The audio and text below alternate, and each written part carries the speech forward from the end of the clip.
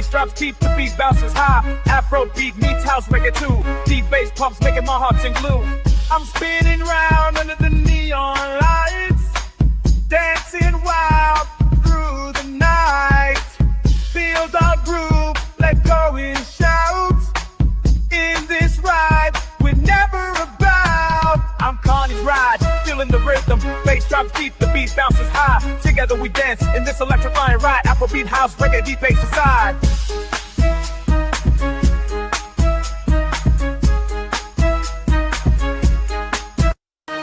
Through the crowd, I see your smile. Together we shine, no need for a while. This moment's ours, let's embrace. In this ride, we'll find our place. I'm Carney's ride, feeling the rhythm. Bass drops deep, the beat bounces high. Feel the vibe, let the music fly. In this ride, we're truly free. I'm spinning round under the neon lights, dancing wild through the night. See why my doorship raised with the hill lies water. Ocean beat, ground rock by Borgia. Getting out of your heads, getting little bit of waste off. Do good, man, nigga, get in the game car. Don't want drug with the world, get a gay car. A lot of cloud boys in your 4 city K car.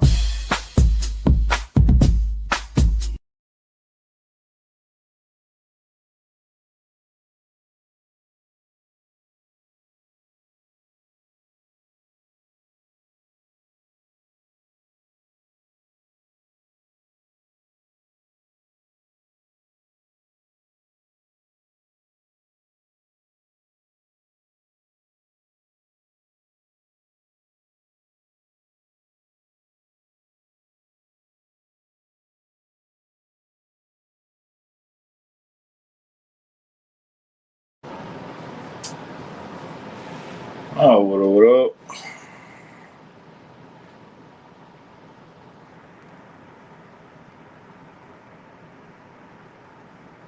What's going on, Shadow? How you doing today?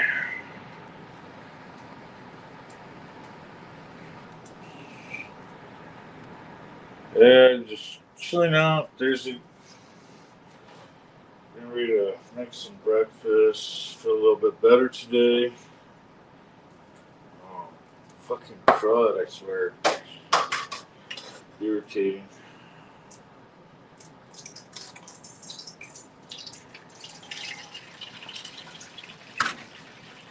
So I'm trying to get my day started.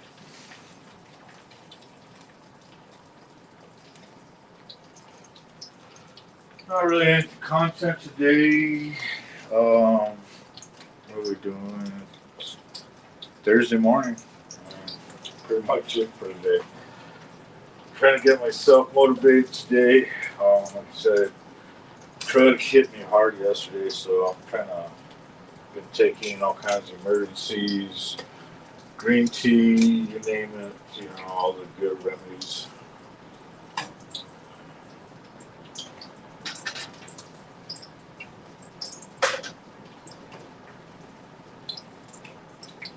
Oh, so how are you doing out there?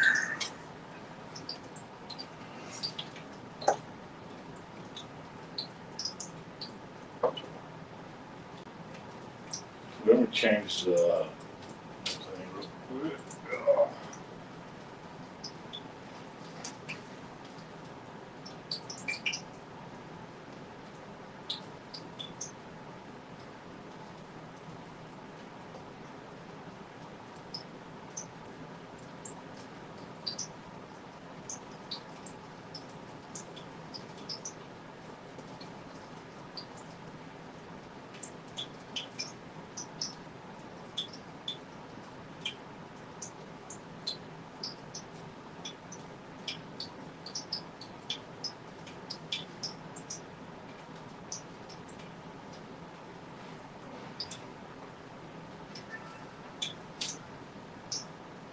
Working and waiting on rain. Damn.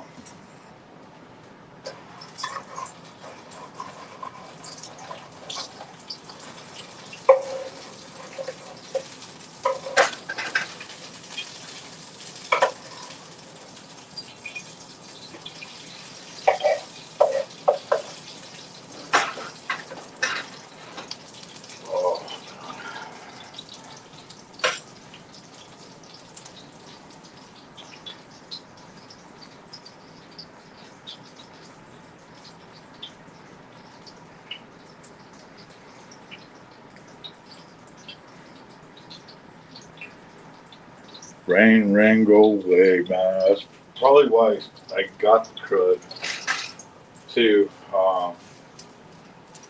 That, that travels through Oklahoma, coming back. Um, that breeze was, even though my body was warm, I still felt wet from the rain. And my body was dry, but it felt wet because of the rain. And that cool breeze of Oklahoma winds. Uh, when we got to Elk City, my body was beat. I was feeling really cold.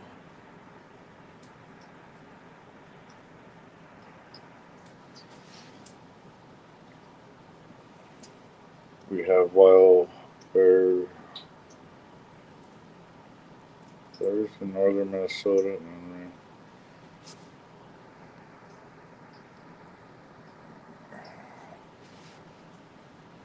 Fires in the northern Minnesota. Oh shit! So you're up in Minnesota, huh? I got brothers out there over, what is it, Ortonville? Um, I do have brothers over by the Twin Cities also. I used to play at Twin Cities over St. Paul during the fair. And if you've been there, then you would have seen me. You know, anytime within the last, I don't know. See, I've been out the game for a while. So, I wouldn't say anything past 15 years.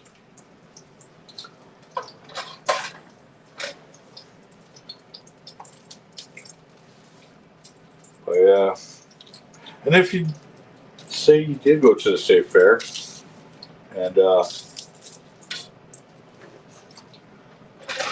when you're wondering if I rode my ride or played my game, the easiest answer would be probably did not play my games. My games never made it to St. Paul. But excuse me. My games never made it to St. Paul, but our rides have.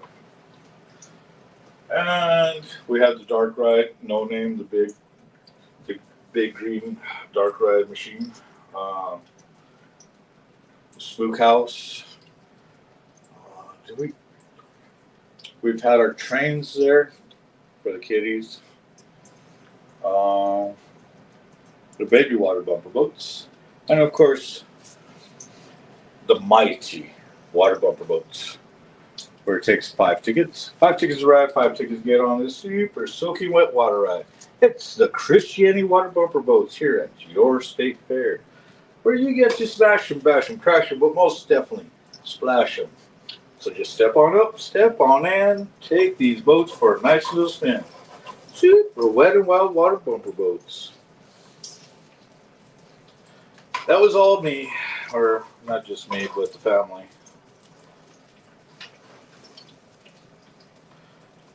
That was one of my favorite spots, you know. It's the only fair that I know that you couldn't just book in. It was invite only.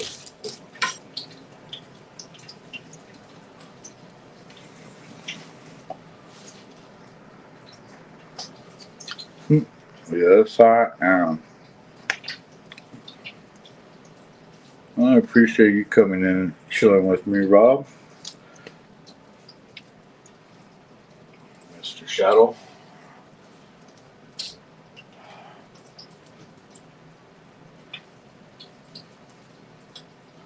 So, everybody that knows that, you know, I always got it playing on one of the TVs in the background so I could actually see what it looks like on the screen.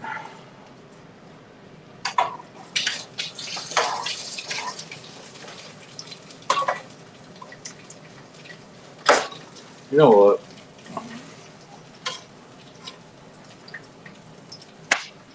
Let's see. We got 3 people watching, and probably 2 of them are me, but it's all good. Yeah. What is it? CTO. Uh, he, yeah, he has a good channel. Went on there, after Mike's raid. Gave my little thumbs up. Um, Good guy. I mean, but I'm just not into one of those. I mean, after Mike's show, uh, I like my news. You know, and then I like my biker news. I got my bike news, and then I got my world news, and everything else is just, I have to feel for it. Chronic, I just wasn't my morning thing today.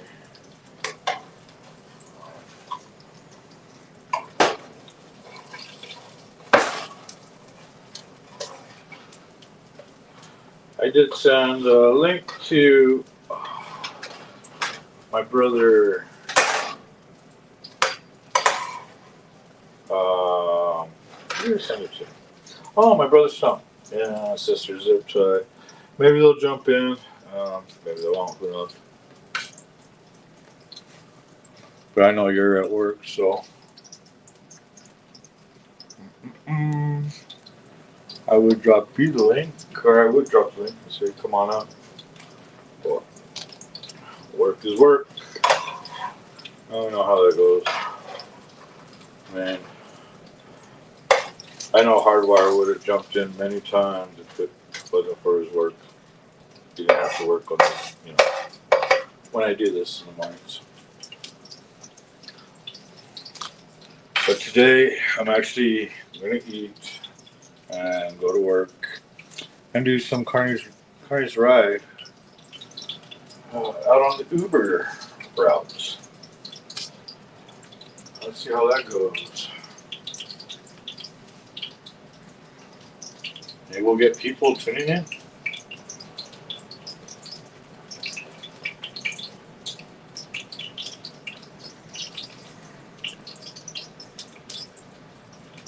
If you're at home, you jump on. Hell yeah.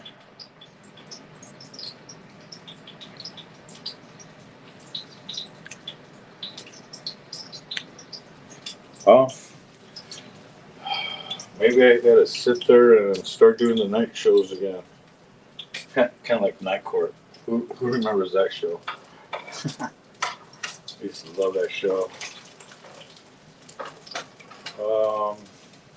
One of my brothers watching like newer ones, where he had a couple of the bailiffs that were still there. Of course, the defense attorney Dan. Couldn't remember if Bull was there, but one of the other bailiffs. But yeah, a little bit different from I mean, it's pretty much the same, kind of like the original Night Court.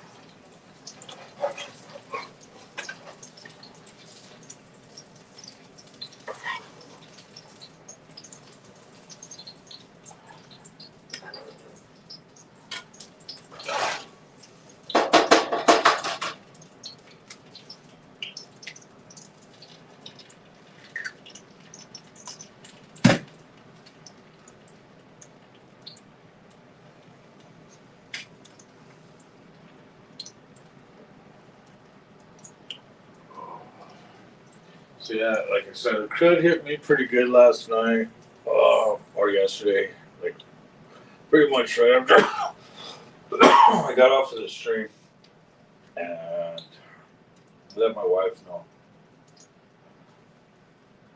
And it was weird, she's like, I saw you did 5 hours. I'm like, yeah, but yeah, it just, I don't know what the fuck. So yeah, I've been sitting there drinking a shitload of emergency stuff right here. Actually, you can see the boxes right here. Um, we like our emergencies. I like the orange, the super orange. My wife, she likes, the raspberry.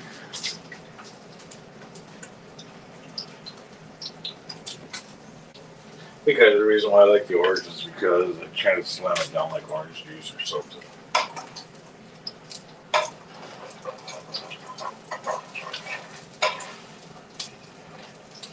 And then of course,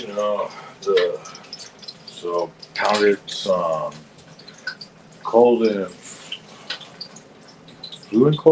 flu, Alka-Seltzers on top of it.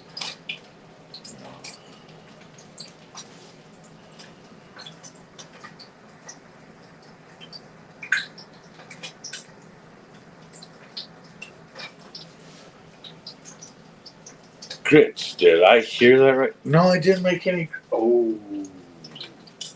Ooh, damn it. Why do I have to be so close towards the end of my meal? They actually. Yes, I do got grits.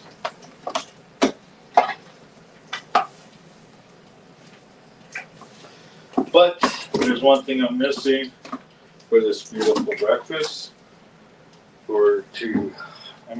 I could add the grits right now.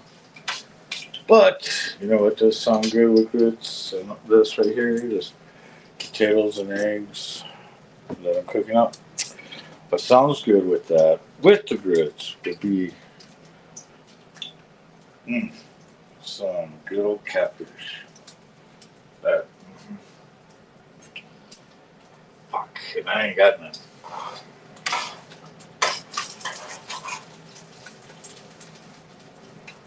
Last time I tried fishing out one of the water holes out here, fuck, I didn't even catch anything. They say they have trout and cat.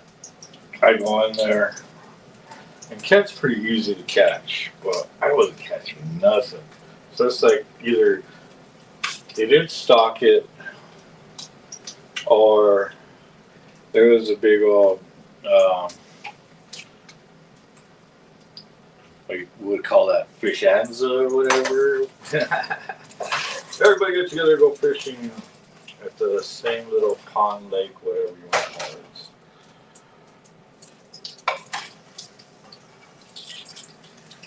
it. And to top it off, these little water holes are on reservations.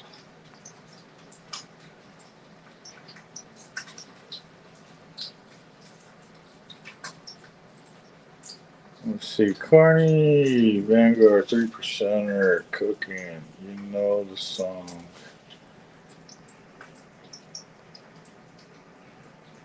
Never could eat grits. Some people can't. Me, I do like my grits. Like I said,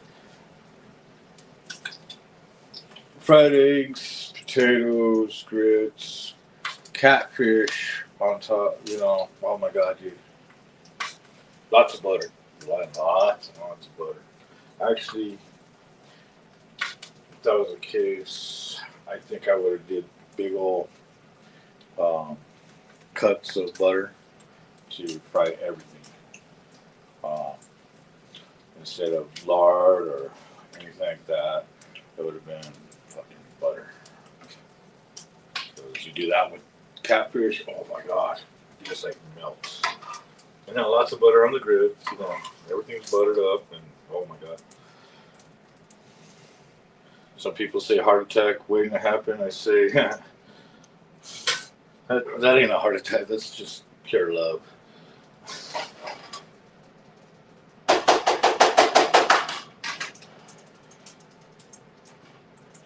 And Frank wants to hear, I guess he wants to jam out to the Carney Vanguard song. Am I right?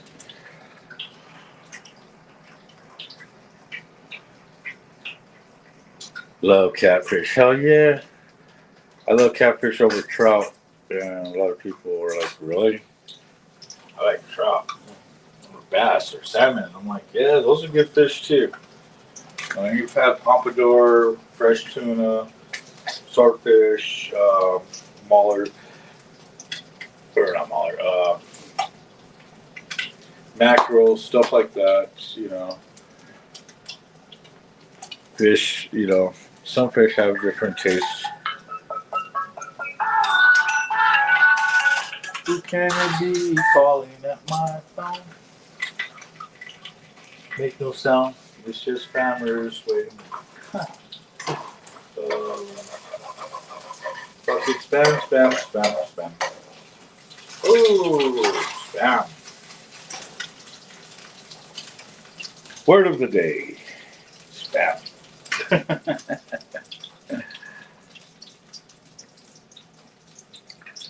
Well, let's see. Well, Frank, you're making chicken breasts with picante sauce. Tastes great. Oh, wait. I gotta put this up on stage here.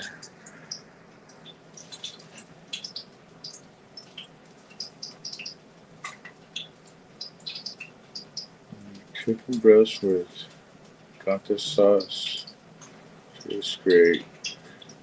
Add on your ass though. Actually, for some people, probably. Me. If it's picante sauce, yeah. That's like mild stuff. Um,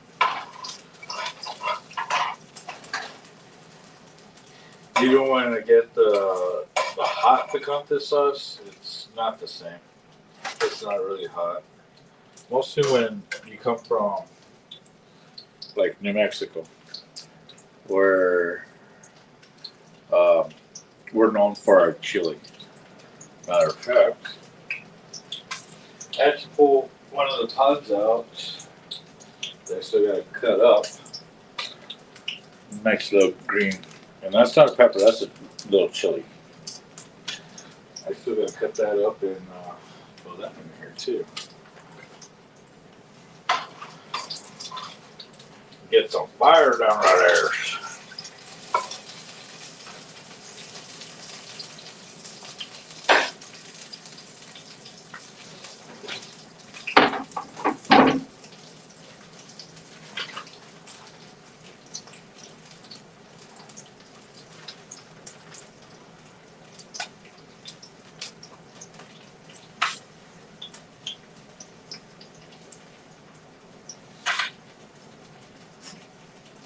Ba-ba.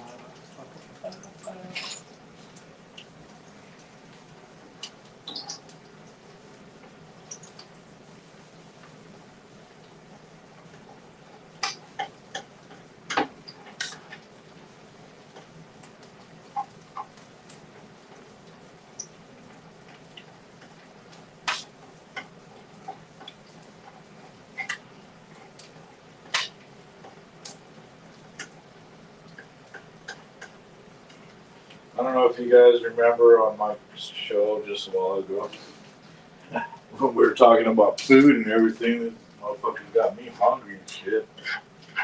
So, I'm just gonna do this real quick.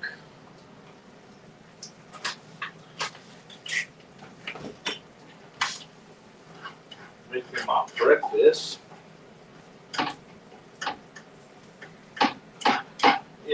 One thing I learned here in New Mexico, to try to knock out a crud, knock out a cold, whatever you want to call it. New Mexico green, hatch green chili, you get the hot, it'll knock it all out.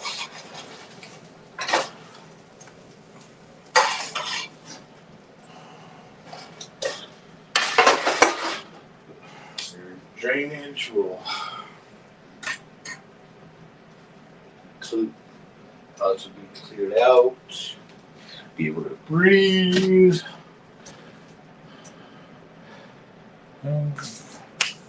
So, like I said, chop some green chili there. That's so me. I like using garlic powder on my green chili, not garlic salt because I already add salt to my food.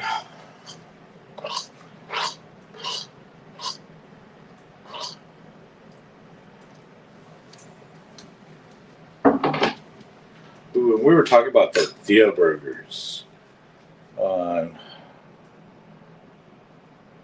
Oh shit! I just saw something on Discord. Watching Riding Dirty. Damn, I want to watch that movie. I think I'm gonna have to buy it, order it, whatever.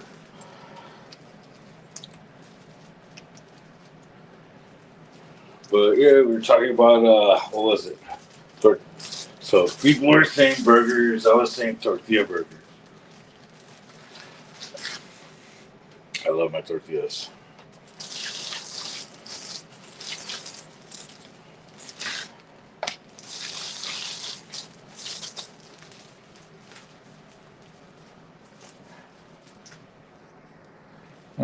Nobody chatting.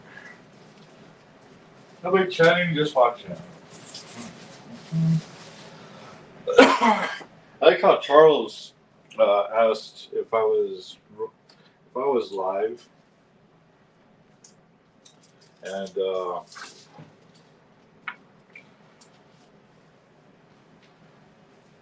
on Mike's show, but yet is he even in here?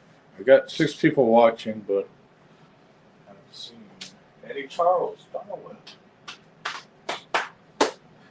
Let's see. Coffees.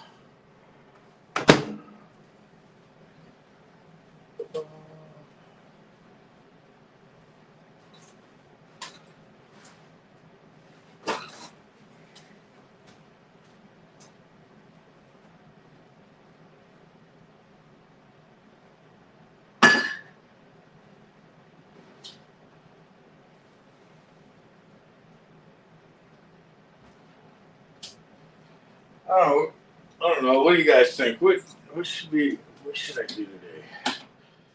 I was gonna probably do some. I don't know. Go through YouTube. Go through the YouTube view world. What do you think? YouTube world. See what's all out there. You guys want to join me going down this rabbit hole of YouTube land? Let's see. What do we got? Let's set everything up real quick. Yeah, again, I haven't used, I'm not using my sound card or anything, so I'm just doing what I do.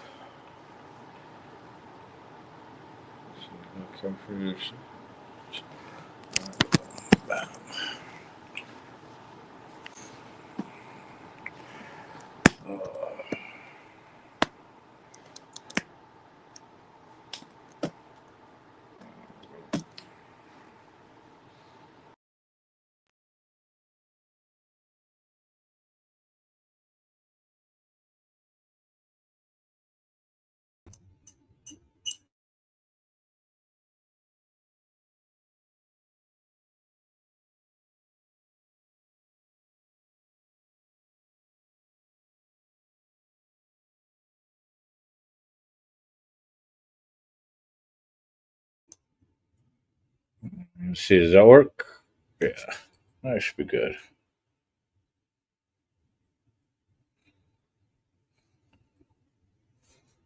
Should we note one down? No, it's not. All right, let's see. What we got? Second right there. Let's do it this direction.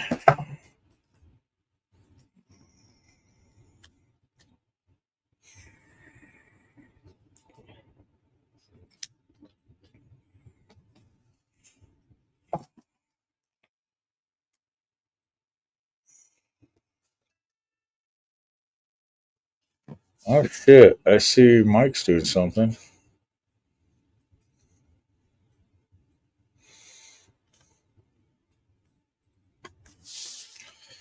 Ugh.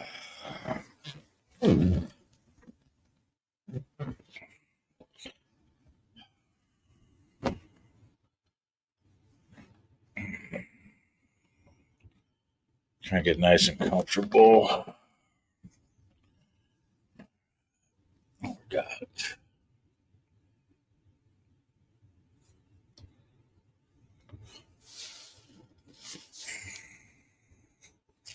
Do, do, do. Do, do, do, do, do, do. Video file. Mhm.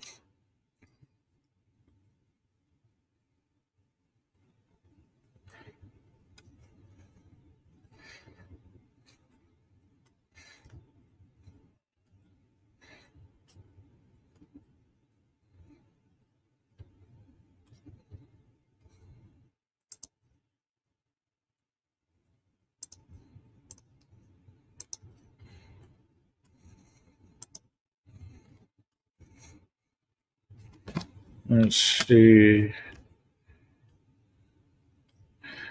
Yeah, looks like Mike's stuff.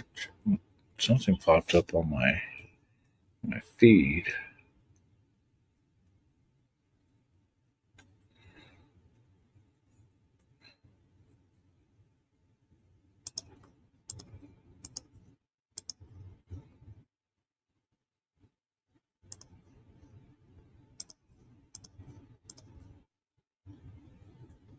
There it is. That's what I want.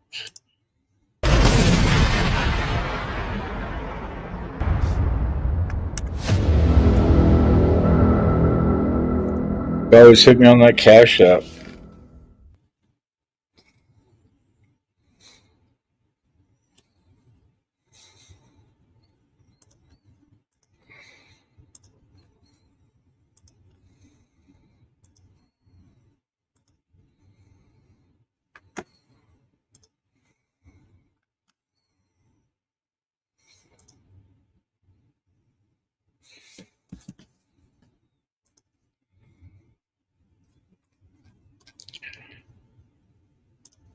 on Instagram, and I was like, "Listen, man, let's do you asked me, let's go ahead and do a show together." I'm like, "Absolutely, let's do it, man." And you said, "Well, I'd like to be able to interview you." So I was like, "Hey, man, I'm always down for an interview." So I'm honored by that, by the way.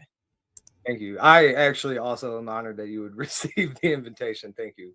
Of course. So really, True. the whole point It of is. what I'm trying to do now, after my journey, I guess my adventure. I don't like using the word journey. I think Yeah, my journey. yeah, but my adventure into the YouTube, the social media world, started off being, a First Amendment auditor, and I was trying to figure out where I can fit in society and do a benefit. I needed to make All some right. kind of a Let's change. close I that wanted one to make off. That sure, way I could actually I was raised real rough, listen.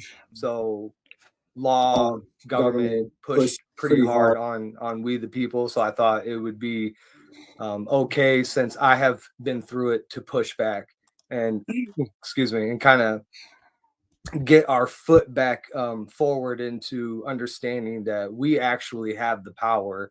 We're just afraid to use it.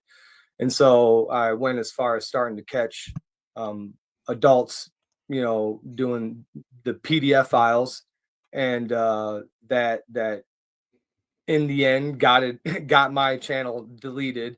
And so a lot of the work that I had going, all down the drain, everything, and I'm not very good and tech savvy, so I didn't have a lot of my videos backed up. I was kind of just put a lot of faith in the tech, or into the YouTube's like as if it's a cloud storage. Yeah, so anyway, I got left with this. What do I do now?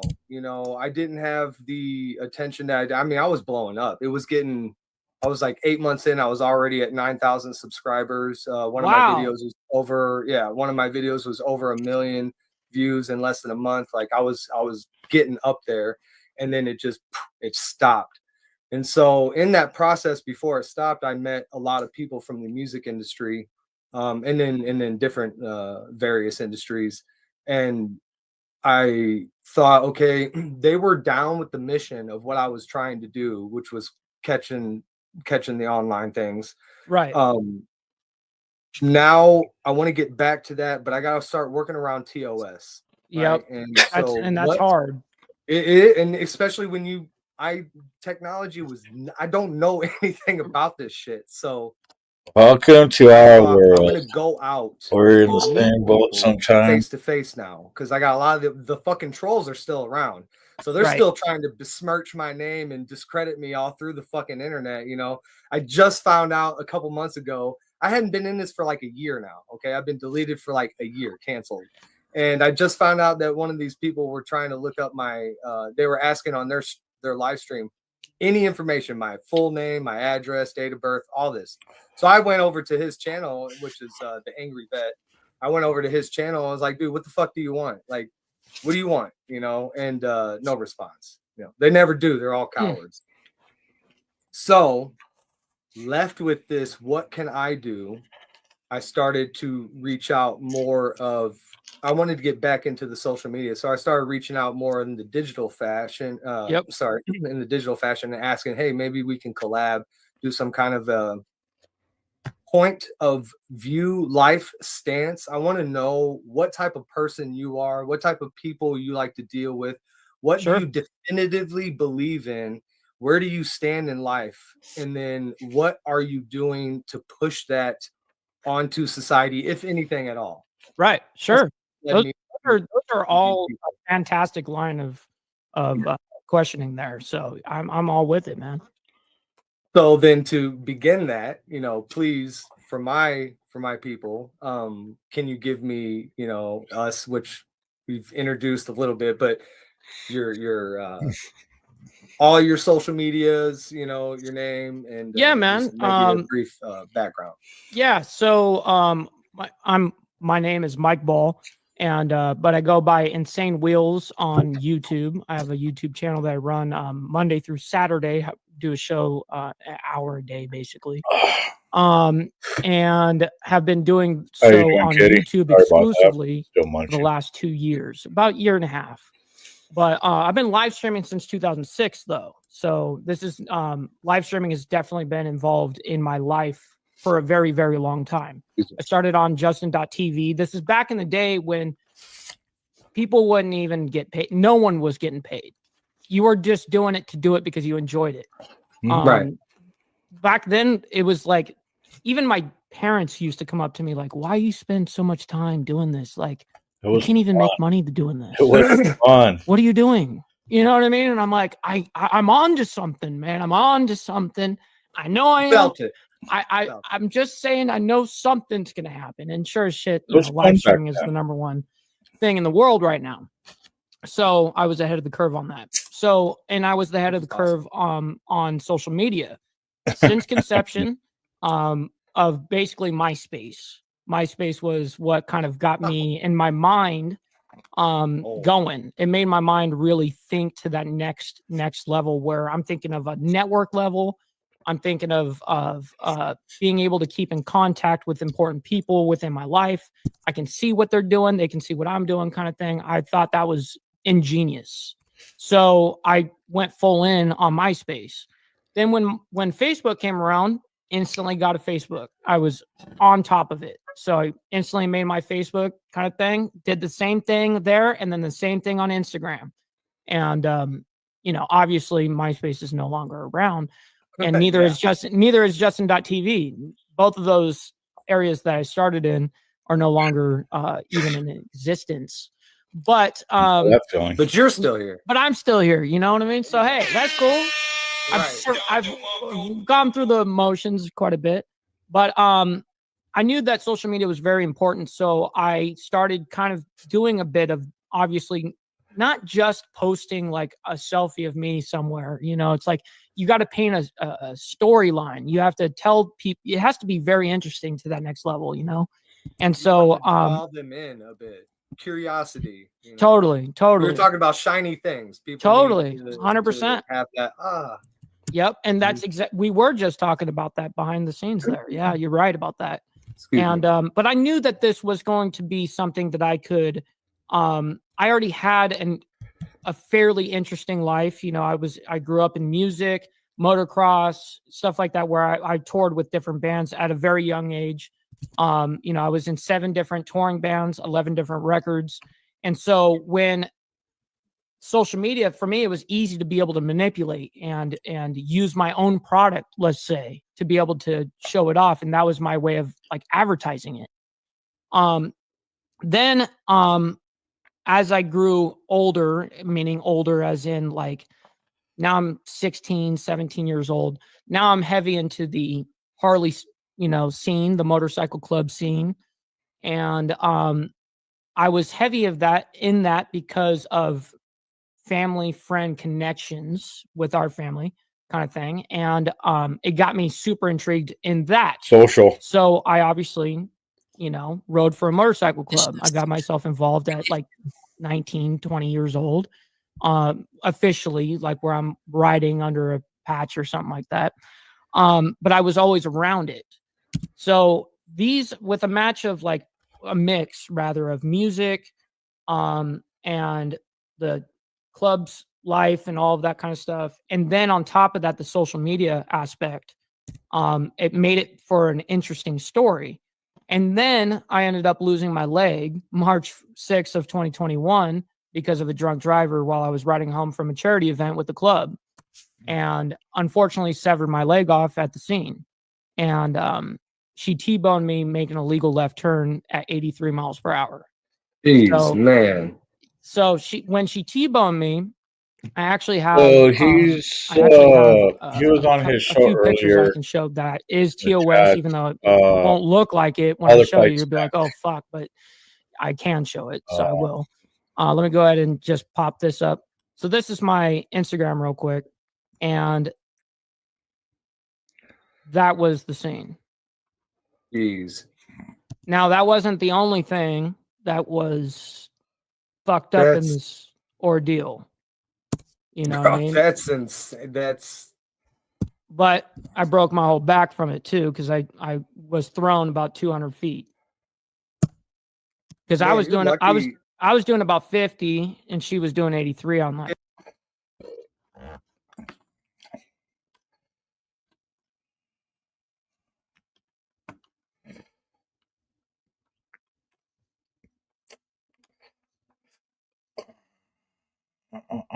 let's see.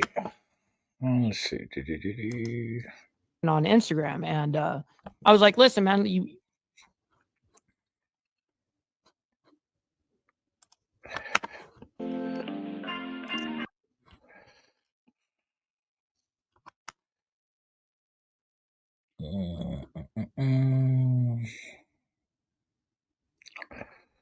Of course. Let's see. We didn't even have the live chat, would it? Let's...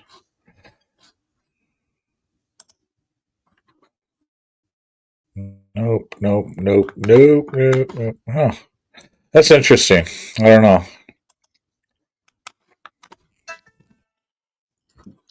This is good cool. connection to life. You must have good people in your life. You had a good direction. Obviously, you know, you had a lot to live for. So,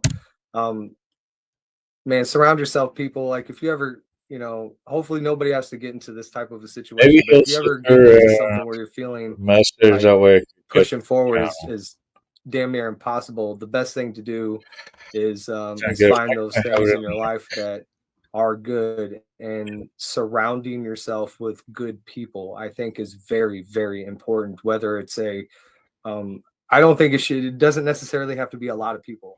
You're right. If it's got to be a tight group, keep it tight. Don't just let anybody in, you know, make sure you let the right people in. If it ends up being a big group, awesome, you know. Totally. You're 100% right on that, because real quick on that point is I've always said this from that day, you know, forward, was I don't know how I would have done without my support system. I have to give at bare minimum 50% of the credit to them. You know what I mean? There's no way I could have done it by myself. Yeah, it gets tough pushing through the times that feel like they want to end you. The situation itself wants to end you, you know. And by the way, I've not only I kind of, it slipped my mind. You guys on there know me as Fathers Fight Back. The channel that I'm streaming on right now is promotional media, and it used to be another like sock of. I made so many STC medias when I got deleted because I wanted to start backing every fucking thing up that I could, Yep.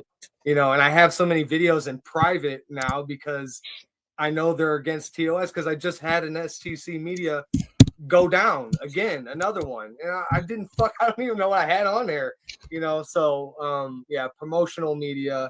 And if you go on there, you'll see this interview that I just did with Brandon Lee. He's the owner of Vigilant MMA, and he also went through a very bad car crash. He doesn't call it an accident because the person driving intentionally tried to kill him and her, and by crashing into something.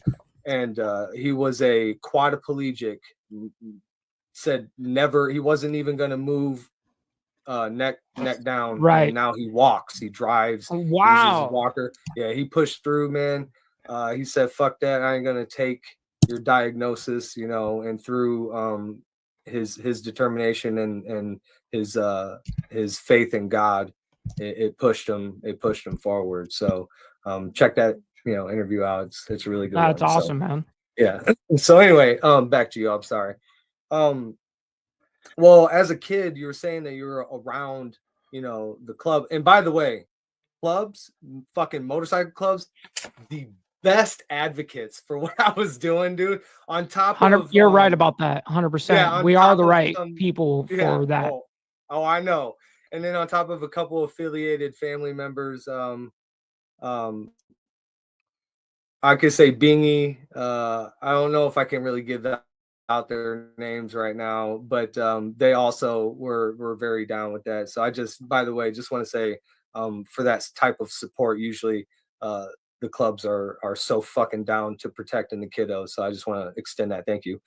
Oh, it's awesome, man. But yeah, when you were around it as a kid, was that your family were club members, or No. was it just friends? No, yeah, it was in particular he was a buddy of mine who was actually you know, he's a tattoo artist, and that's what ended up kind of him being correlated and then me taking interest in it as well. You know what I mean? Now, I was around before the time that I was even legally allowed to get, you know, tattooed by dude, but I he wouldn't tattoo me until I was 18. He was like, I'm not tattooing you until you're 18 That's years cool. old, dude. He goes, I don't care if your dad's cool. I don't care if your family's cool. That's just a thing that I am not going to do to you. I was like, okay, man. Like, he's like, hey, that's I respect respectable that. right there. And I said, I Yeah, respect that, you know? Yeah. But yeah, 18, so you got a fucking tattoo by him though? oh yeah, no, my whole body basically, yeah. I got Yeah. immediately done. Yeah. Yep. I kind of went I crazy. got the once majority of my started. work actually when I was 18, 19, you know. I'm 30 years old now, and I haven't gotten a tattoo in like 4 or 5 years. Yeah, when you go that long, dude, you kind of forget Yeah. what it feels like until you go under the needle. Like it had been maybe 5 or 6 years before I'd met my wife, and we were getting engaged, and so I got this fucking sunflower right here, and I had my ribs done, you know, but Ribs suck, dude. I know they do, but I didn't know how bad the fucking sternum can get, you know. And so anyway, I had that, and he hit this first line right here. My first thought was this: I should stop him. Am I okay walking around with a fucking line, just one line right Just there? am I gonna be just cool with that? I'll settle with that. Yes, or am I gonna let him keep going? And I kept debating it as it kept going forward until it got to a point where it's too far to fucking turn. You know, it's like, all right, man, outline's done. I'm, you know, like it's just time to push through. But yeah, I still, you know, like I just got this is for my buddy. That looks fresh. Dude, it is. My daughter did this. Oh wow, Yeah, she's a that's tattoo cool. artist. She did this, and me and my wife as That's dope. caricatures. She's actually become a pretty good tattoo artist. But Wow, yeah, my good for buddy her. Punchline 3 and T, he's a veteran, a combat vet, and a rapper. And dude, I think he's the best rapper fucking live, period, right Wow. now. So. You're gonna have to But send me a anyway, link. yeah, hell yeah, I will, Mhm. dude. Cool. So, what made you want to get involved with the club all the way? Like, instead of just being affiliated on the outside, a friend of or whatever, what Sure. makes you actually dive into it? Oh, I couldn't think go until you it's put in. important for every young man in his life to That's understand Andrew a from hierarchical Father's structure, Hardback. whether that's you know, a military, whether that's on the other side of it, like a motorcycle club. I think that it teaches you a lot, and I think that I it was a have. perfect time in my life where I actually was doing very well career-wise. I was young, making a lot of money, kind of stuff, and I think it was a Oh, great way to it's not a, humble me in many different ways and actually I don't understand think and it's a club. respect Yeah. a hierarchical structure. I always Maybe an wanted to organization. feel like I was Maybe it's just him. involved with something way bigger than myself, you know, and that's Oh, a good way to be able to do that.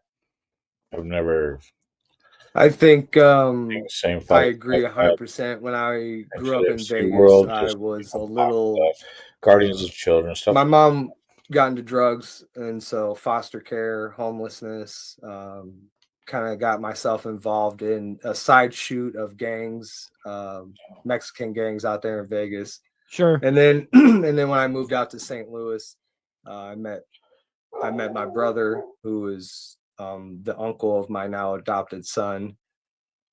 He got killed, but I met him, and he was a blood, and so I stayed on the offshoot of it, which is really why I was curious. I never really dove in. I never got into all of it. Now I would be involved with many of the activity, but I just wasn't like a full-fledged all the way through and through. You know, he was my brother, and when we needed to go get shit done, we got shit done. That was kind of what it was.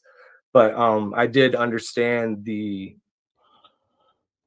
have people at the top, and then you got everybody. It's really not even they're more important because they're at the top. It's just they have their job, dude, and it's at the top. And then you have your job, and it's down here. And It's a responsibility. It's right. It's the a only way that title. the top can function properly is with the fucking bottom people doing their shit the right way. And it doesn't make you bottom people. It makes you the foundation, and people have lost kind of that mentality of others depend on me. They just want this fucking me shit, dude. Yes. And they don't have any sacrifice in their blood at all. It's all Well, gone. this is why it forces you Yeah. to start at the bottom, and you have to, like, before you start ordering other people around to do certain things, whatever is needed, you have to have been ordered around to do those things. Like, I'm not going to ask someone to do something I haven't done already for myself or for the organization. You know what I mean? Right. Yeah. Why the fuck would you lead without example? What kind of leadership example would that be?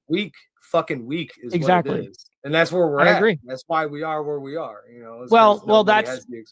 That's what kind of what college did, is it allowed people to skip a lot of the lines in the aspect of the dirty work of things and of aspects grinding, going through the hardcore shit and then getting up into a fancy cushion job and fancy wage and all that shit. I think that it's important for men to go through the struggle for real. Like, I think it's good for men to go through, where you have to respect someone else's authority. That is actually, like, people talk about submission all the fucking time and how it's a feminine trait. Men have to submit all the fucking time. Men submit all day, every day, nonstop. I mean, you talk about not the military. Authority. I'm not the authority. You're not the authority. And there is authority over us, and we have to fucking submit. Now, I'm not saying that if shit don't get out of hand, that we might not ever want to take up a group together and challenge authority, but it's still the authority. But even if you do try to challenge that authority in something like this, you'll learn real quick how that will right against you.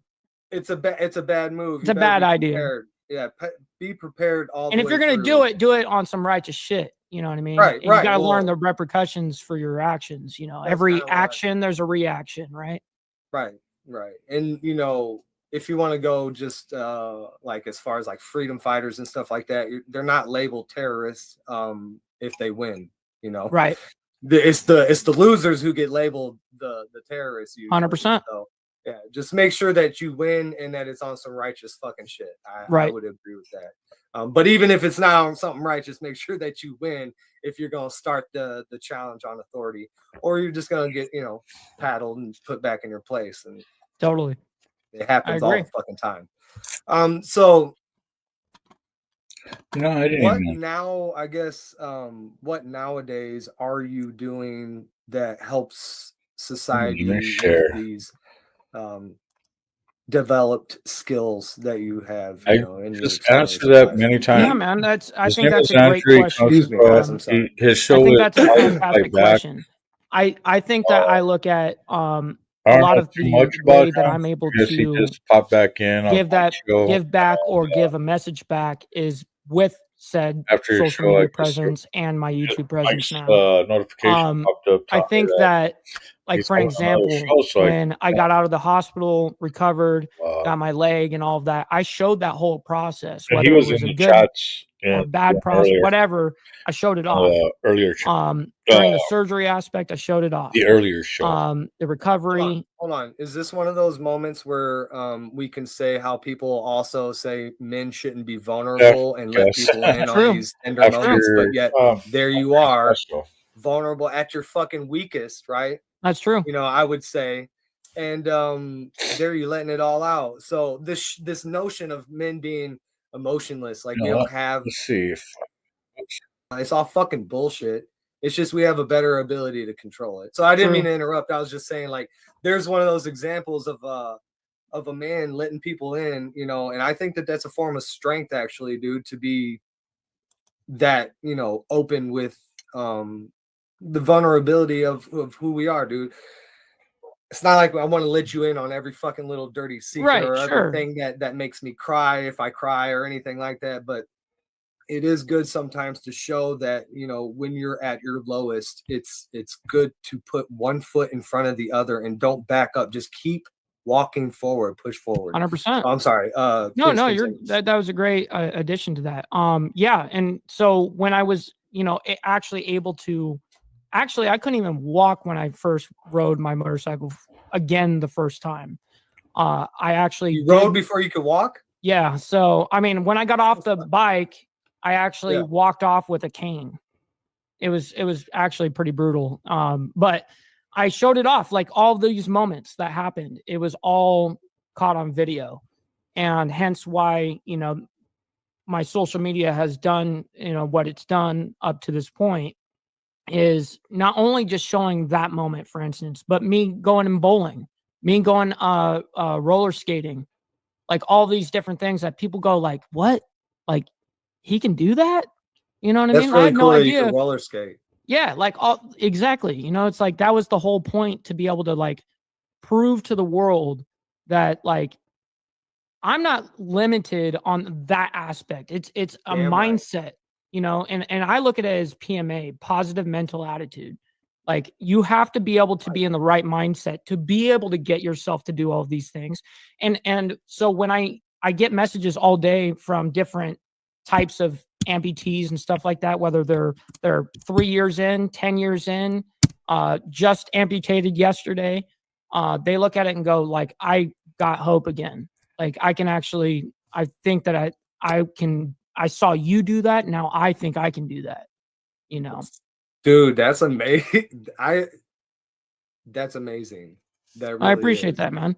Nah, dude, I'm trying to get Brandon in that type of role in society. He's too busy running Vigilant MMA, his fighting industry or platform. And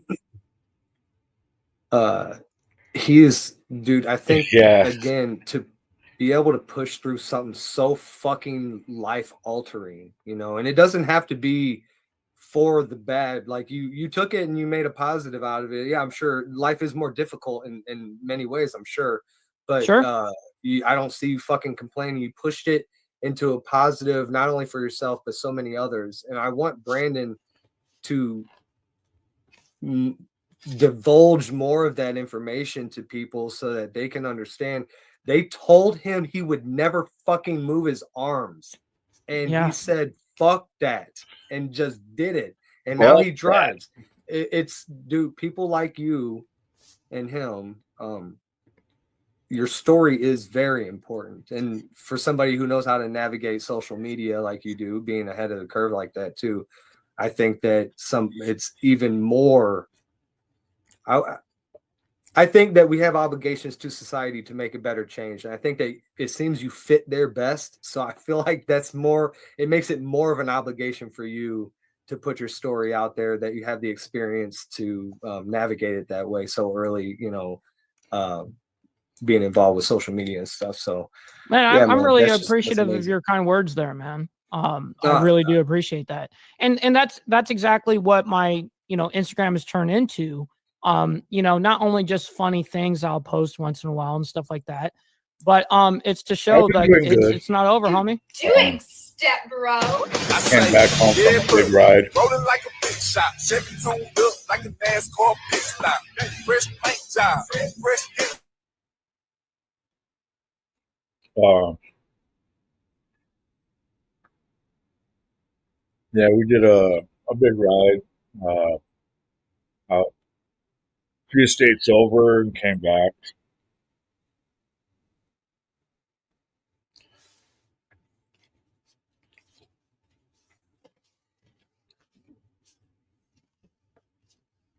But yeah, it is that time of season over here in the States where,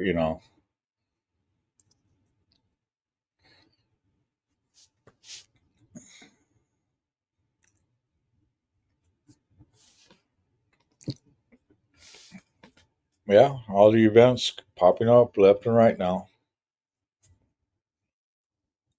Between events, gatherings, and everything else, yeah.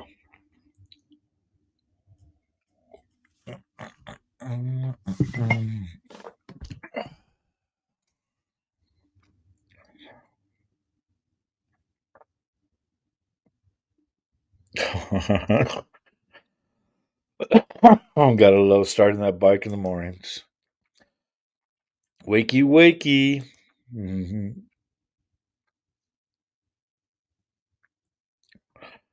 Ah, you get better there. Yeah, I've been kind of in the dizzy spells lately. It's been it's been rough. That's for sure.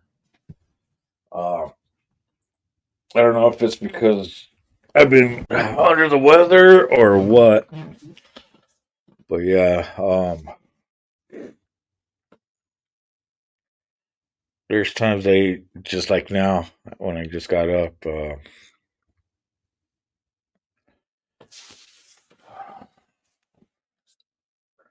So I don't know what it is. I'm not ready to go see a doctor about it yet. Their their ass is on the new build site. Ah, yeah.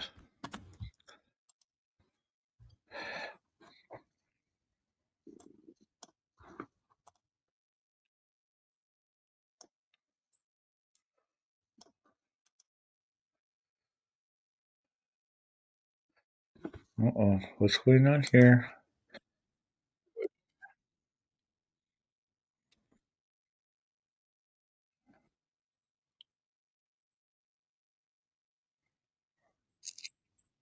Do we ever get a...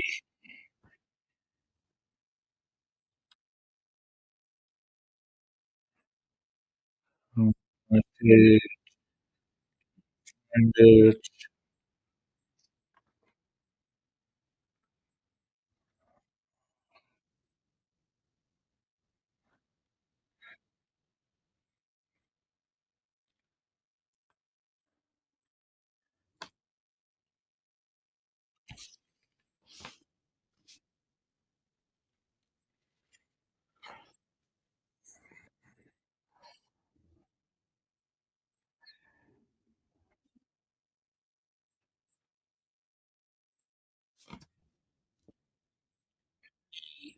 Swelling news.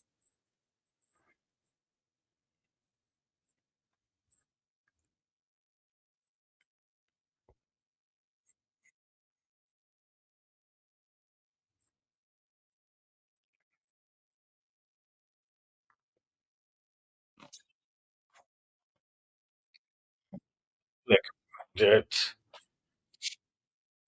Oh, wait a minute.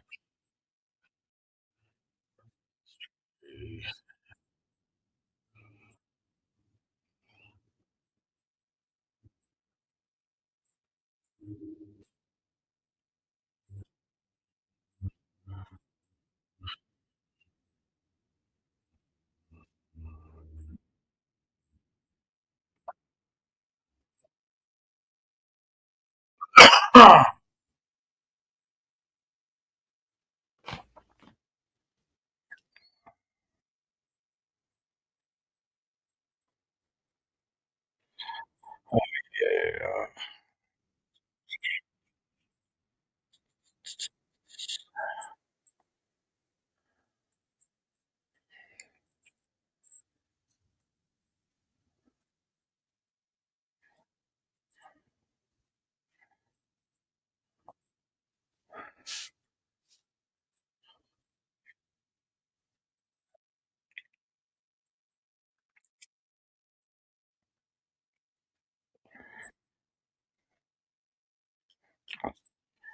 Yeah, still nothing.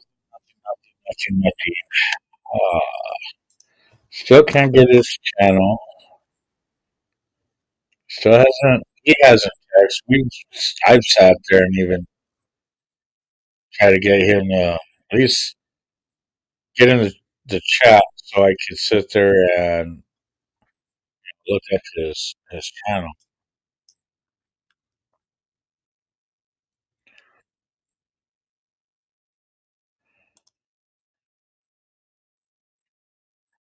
It could be. I don't know yet.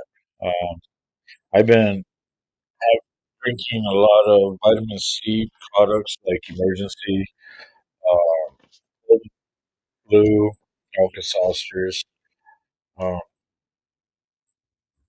green tea, of course, with honey.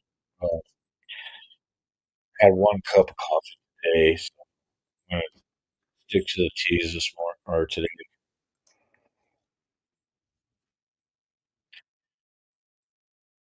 Uh huh. I was here too.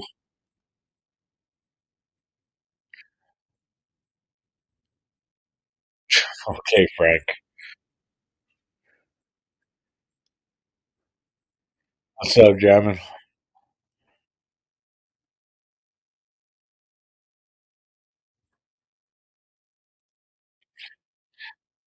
Hmm.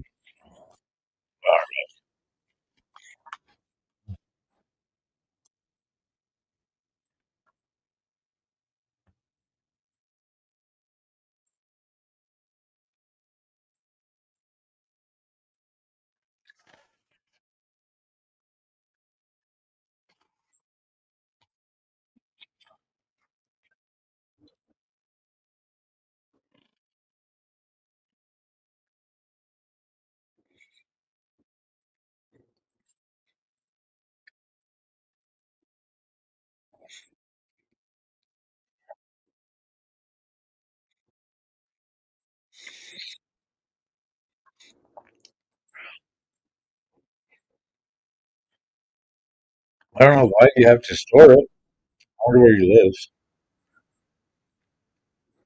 Because with all of our trailers and everything and all that, when I lived in Florida, I mean, So we had trailers, school buses, types of living quarters throughout the property. Huh. So what's up, Motorball?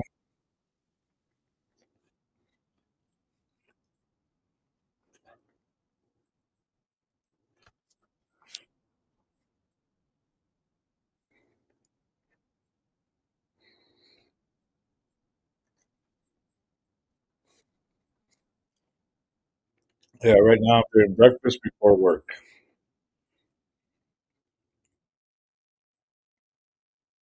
It's Thursday morning. Yeah, I'm just trying to get myself motivated. Yesterday, after got done with streaming,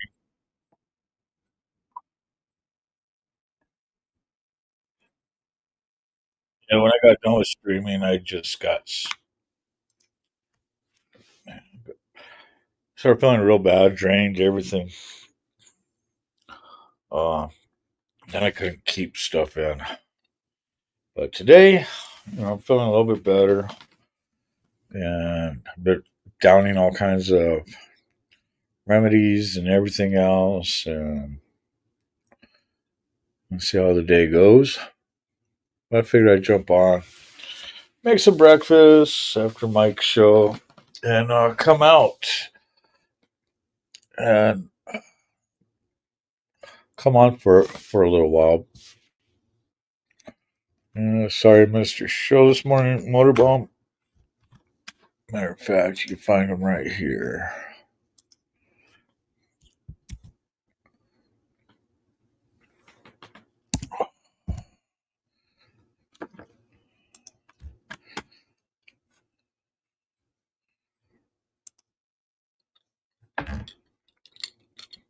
Motorbomb, Virginia.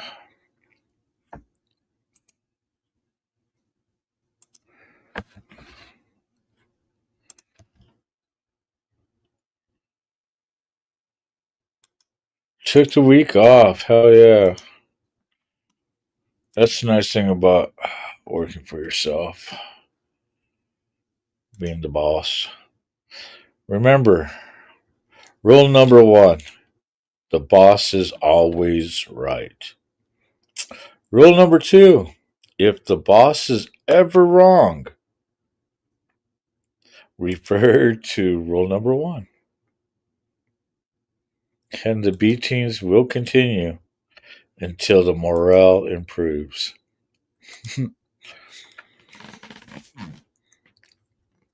That was one of our sayings out on the road.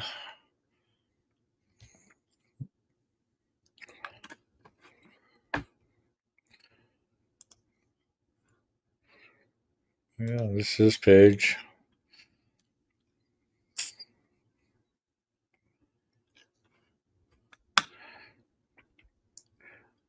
Huh. So, I wonder what's going.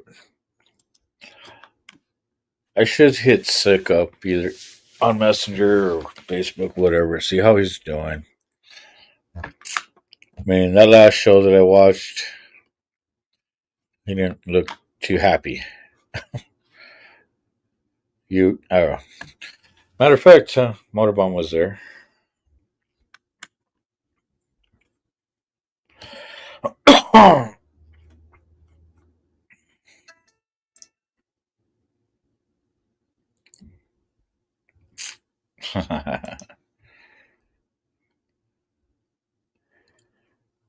Hell yeah.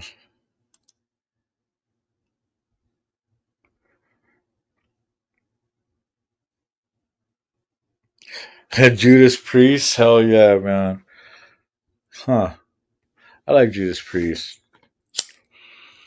I can't think of the video and the song now. It was my favorite video where he, he's all in his suit. He's got his spiked fucking bracelet, and they do. They're robbing the bank and all that. Oh fuck. You know which one it is. If you're into Priest, you know.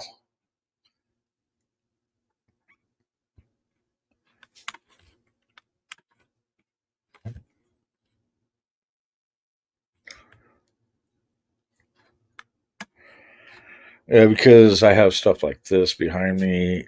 Um, the way I dress, the way I look. Some people think, that's all I'm about is hip hop and stuff like that.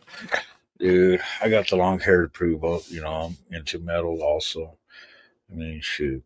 Bang Your Head and Wake the Dead is, but yeah, Quiet Riot would announce, you know.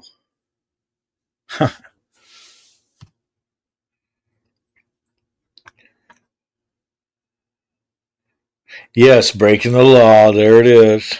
That's the one. 82. Fuck yeah, dude.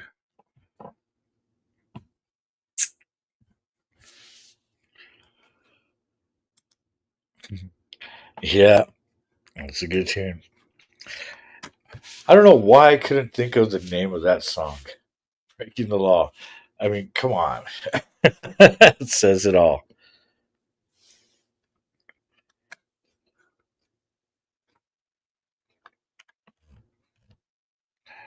Yeah,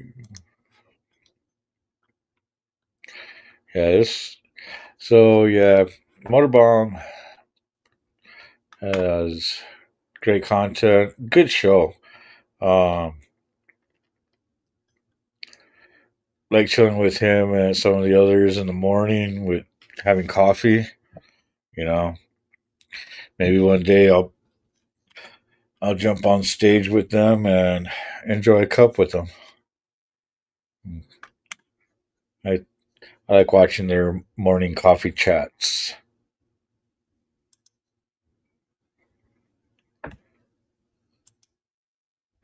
And I do need to sit there and um, pull up my other videos um, that I took that I haven't edited or done anything with. They're still in the against the 360 on the travels back, but some of this stuff was great.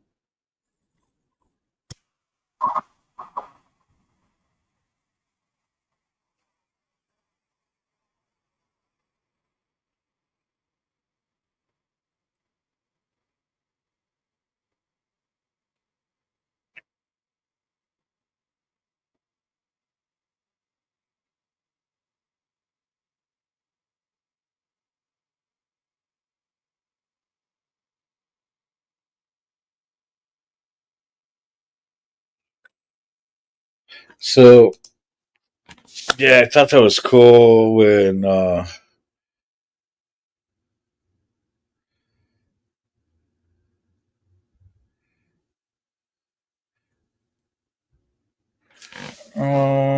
wasn't it you Motorbomb that had the nice setups on your bike with the GoPros? I could have swore it was your. Yeah, it was.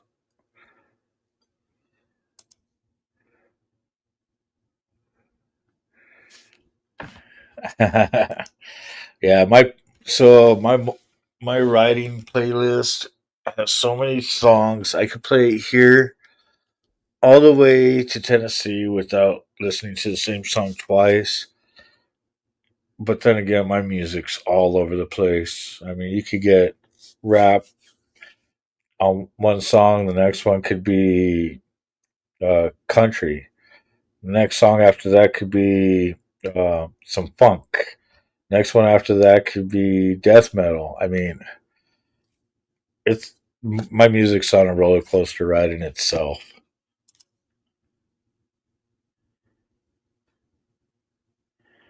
Simplest things, yes, they do. Same here.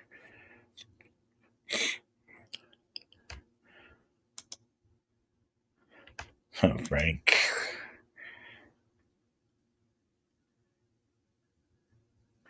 causes speed. uh, so let's get back to rap and this comment. I can't do nothing heavy because it causes speed. That's how I get like when I jam out to Tech Nine, the super speed rap. Yeah, it's like oops, Kratz kicks in. The flip of the wrist, just like I don't know. It's like you want to go with the music.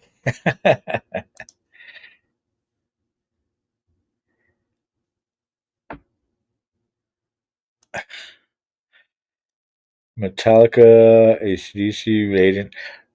I'm down with some Maiden for sure. ACDC, if it wasn't for Angus Young being a good front man, playing his guitar, I don't know where they would be.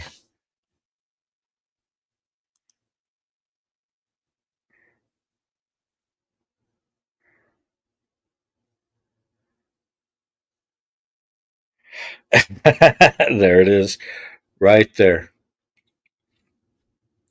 And that's why I don't ride sports bikes anymore, even though I would love to. I hit that throttle too hard, and my wife knows that.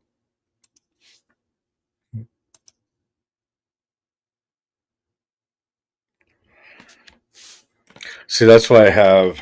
Um, that's why my music goes all over the place because it doesn't matter what type of mood I'm in. I'll have a song not that far to just quench the thirst, and then I get back into the chaos. And it actually helps me that way because that way I'm not stay tuned or all the way tuned into the music part, um, where you start tunnel vision, and doing crazy stuff, and mostly riding a pack. So it's nice to have so many different tempos of music for me to keep myself focused of what's going on around me. Because if I sit there and listen to, say, a whole um, the whole album of Ella Cool J, we'll put him out there. You know that with the song "I Need Love" and all that. Um, how his tempo was just smooth. Or let's see. Oh, so I do have BB King on my playlist now. Playing BB King, oh, listening to his whole thing back to back to back to back, like you're listening to his tracks. Um, you get into that relaxation, and you know, old trucker thing, roll down the window, get that little breeze, keep you awake. My music keeps me awake. That's why I keep it as a roller coaster. So one song might be Papa Was a Rolling Stone. Next song will be Twisted Sister, I Ain't Going to Take It, to uh, Motown Rage, High for Life, to Insane Clown Posse. I mean, and then it could be George Strait, Travis Tritt, you know, Waylon Jennings. I mean, Johnny Cash. My music's everywhere. And that's the thing. I always try and keep. Oh, Jimmy Buffett. There you go. And he's also on my playlist.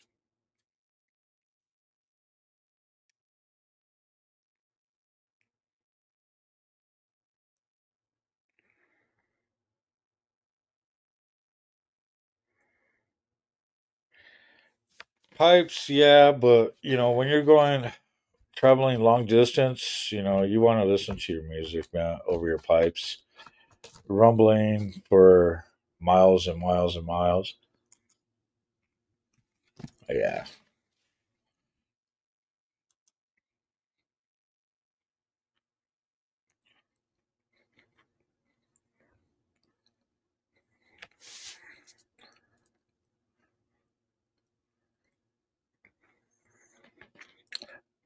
Yep. See, the more upbeat and everything, the more you feel it. So you're more hyped up. But yeah. But sometimes you can't be upbeat the whole time because you wear yourself out too. So that's why like I said, my tempos kind of change with my music.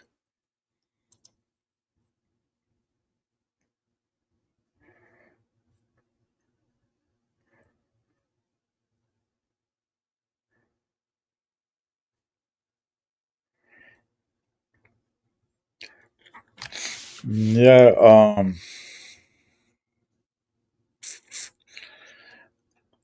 I'm still trying to pick up on newer artists out there. But it's hard to listen to some of these guys because they're playing, you know,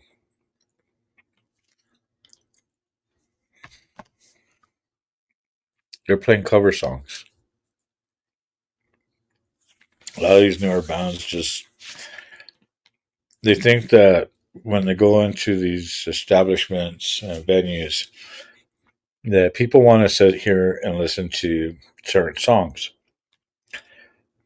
and they forget that we're there to see what they have to offer. It's not, you know, don't play me a song that somebody else has saying, that somebody else has saying, that somebody else has saying. Play me something new, out of your heart. Tell me your story. That's what I'm looking for.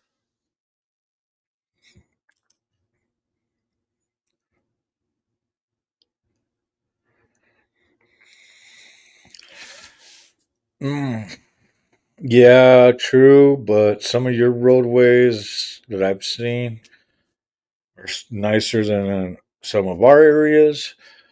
Some of our roadways are nicer than some of yours. But no matter where, being out in the countryside is a lot better than riding in the city.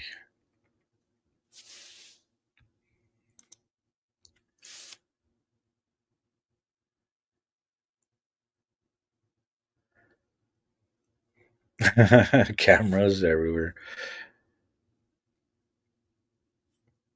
You got another thing coming.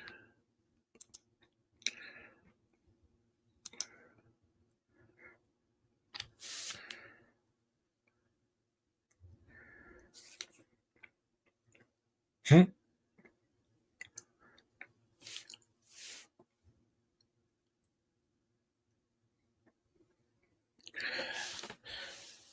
Hey Siri,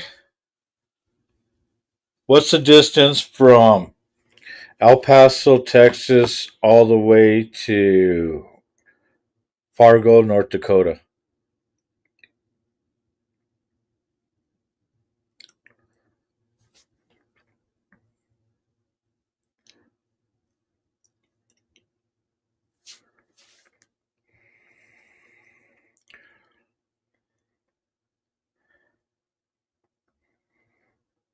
Oh shit, there's Grand Forks. So that's 1,400 miles. So technically, yeah, that's a 1 day shot going across.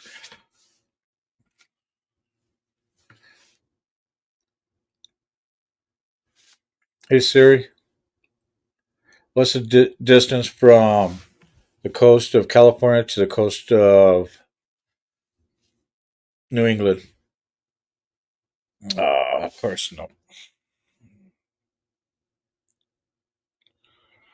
Hey Siri, what's the mileage from coast to coast?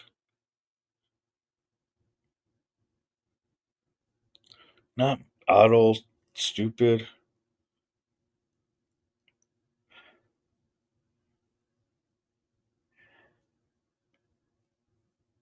Hey Siri, what's the mileage from California to Virginia? 2,787 miles. So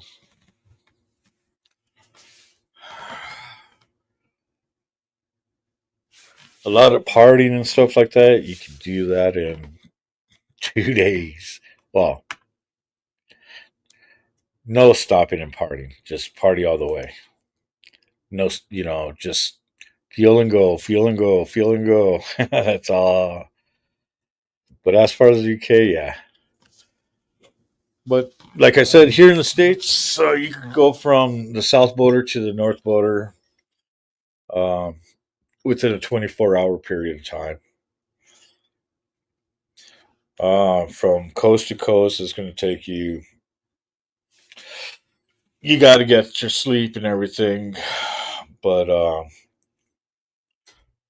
over 2,000 miles.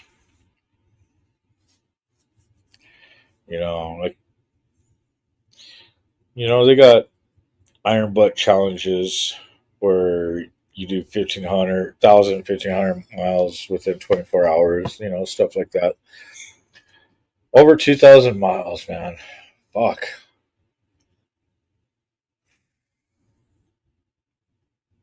that's crazy.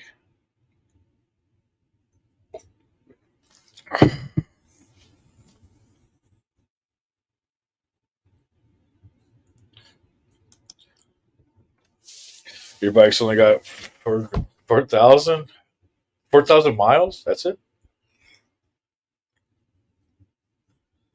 Or are you guys going off of?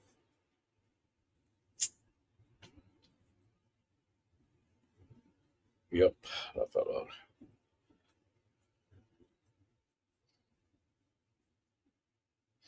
So my bike is around 64,000 miles.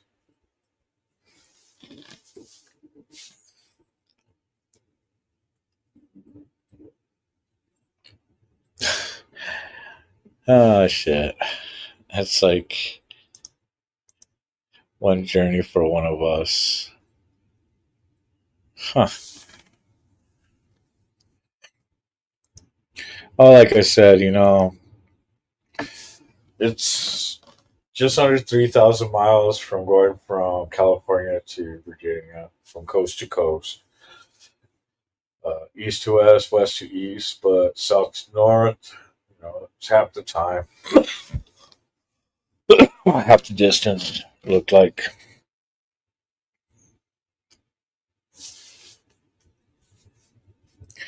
but then again, there's where I pinned it. There's actually stuff further south too. So you got like even Texas, where El Paso, Texas is, it actually comes down. You know, so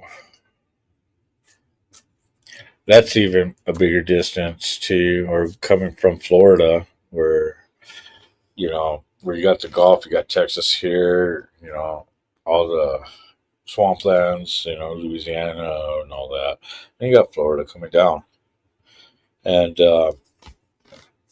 I mean that comes down to a point. So depending on which route you take, yeah, a lot of miles out here.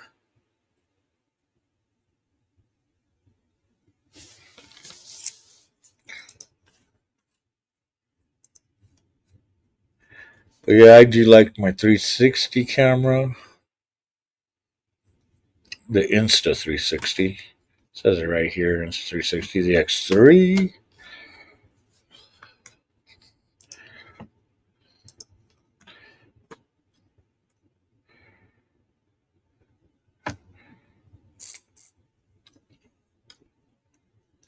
You know,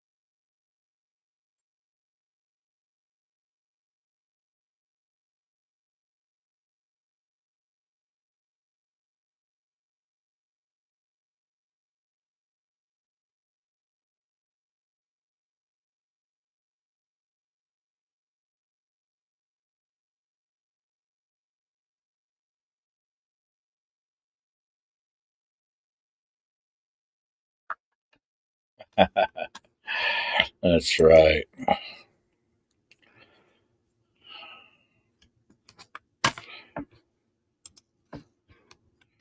Let's see.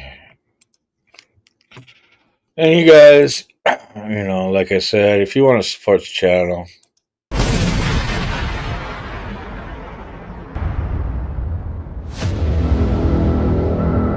know where to hit me on the Cash App. $ Carney Vanguard, capital C, capital V. And if you look right here on the bottom of the ticker, right here, you can find me on Facebook and here on YouTube. These are the two main platforms I use. You can also find me on Instagram, TikTok, and all that other TikTok, and it doesn't stop, or it won't stop, or oh fuck, yeah, TikTok.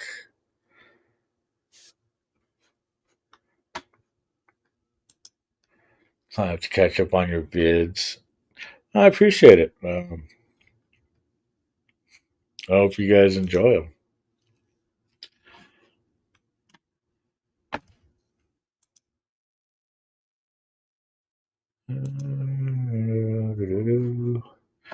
Let's see. And don't forget, you guys, May is Motorcycle Awareness Month.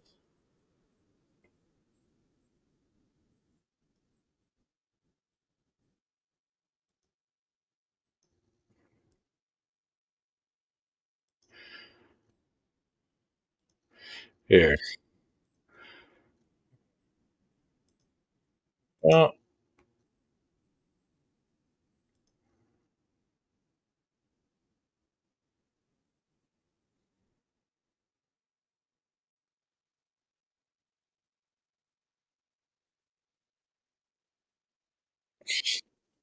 I didn't say that. I said fucking drive me.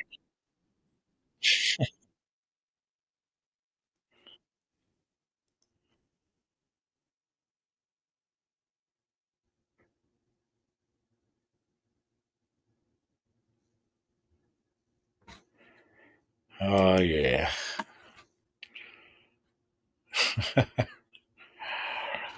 Uh, stay off your phones. No, I said stay off your fucking phones. You know what? Where's Frank? Where is Frank? Is Frank still in here? You know what, Frank? I prolonged it long enough. I know you want to hear it, and I know you want to see it. This blood's for you. We're gonna go. Gotta love those out W's. Yep. And this one is, I'm gonna do this one for you there, Frank,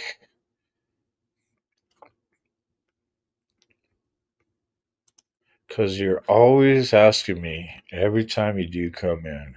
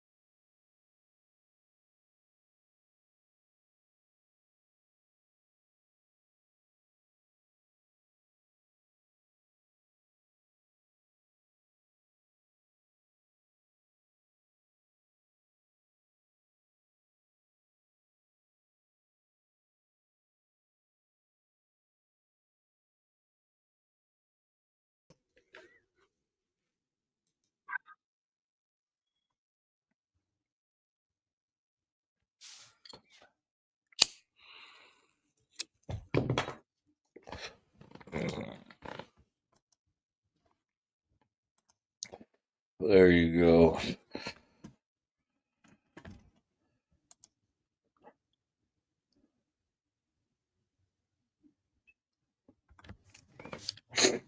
Where the tourists go, London is filthy. Filthy.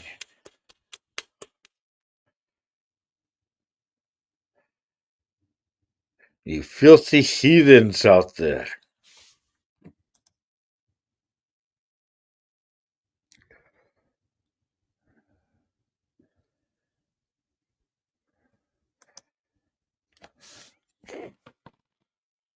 You know,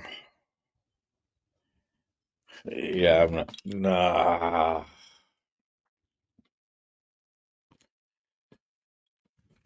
Nah. I'm going to bite my tongue. Bite my tongue. Just bite the tongue. Bite it off. Travel safely.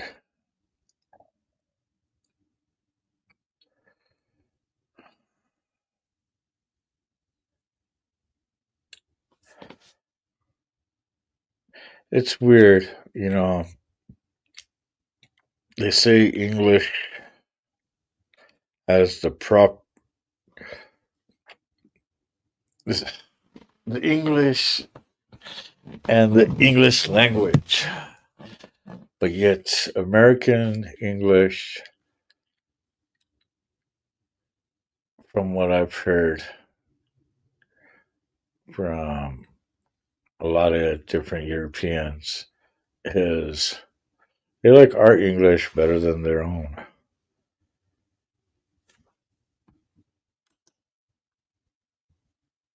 Yeah, I was going to get into that. I would. That's what I was trying not to get into. So, now since this is out, on my view of this, so when they try to take our 2A, our Second Amendment rights, or try to oppose on those rights, um, and they bring in the whole English or England having, oh yeah, we don't have gun violence here, U.S. The reason why you don't have fucking gun violence is because you have no guns. You took away the people's guns. So, but if you turn around and look at the statistics of the knife assaults and everything else, the stabbies, the chop, stab, cut, that kind of stuff, yeah, you guys are up there too.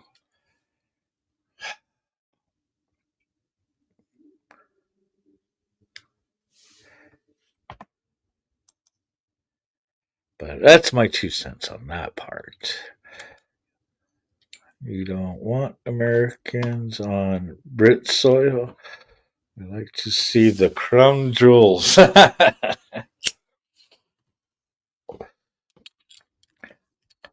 Me, I don't see myself going over there. So as far as my crown jewels, no thank you.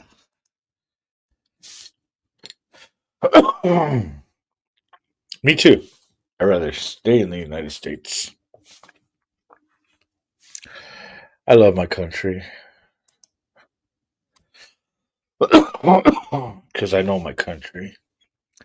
I wish I knew more outside of the country than what I do. But I do know a lot out there. 420 somewhere. Yep, right here. Always 420 for me.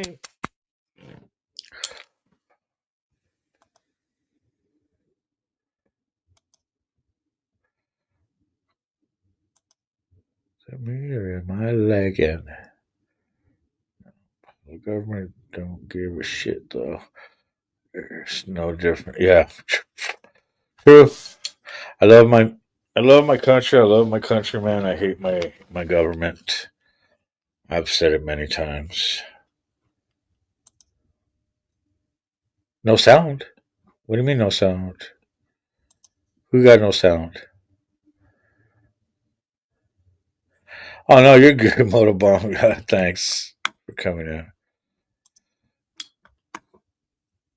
You don't hear me? Is that what you're saying, Frank? Kitty says it sounds fine. Turn up your hearing aid, Frank. Frank, check your volume. Oh, see, she was nice. She said check your volume. I said check your hearing aid. Oh man. Wait, was that shots fired? That was, wasn't it?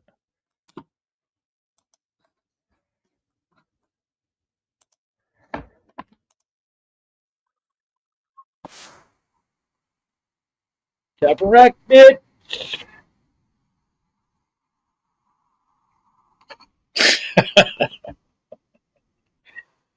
Uh yeah.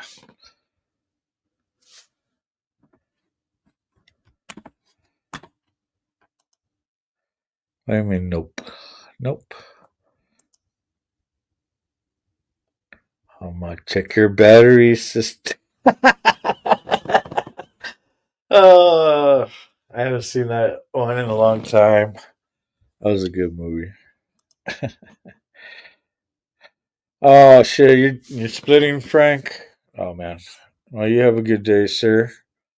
And thanks for tuning in, man. I'll see you on the next time.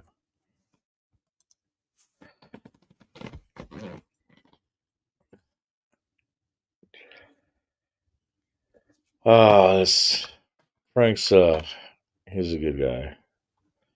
You know, it's cool that he jumps in every time too when I start up.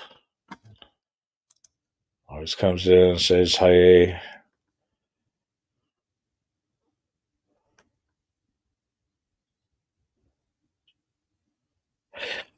You know, I was like that too.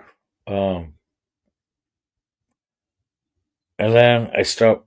I don't really watch anything anymore. Uh, I mean, I'm on YouTube. I go to work. I do stuff for the club. Um, and then I find myself falling asleep to shows that have series. So that way I can just keep going through. Um,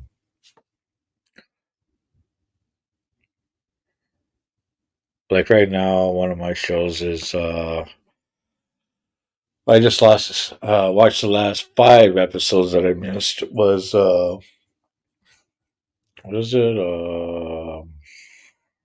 Fire Country. That's it.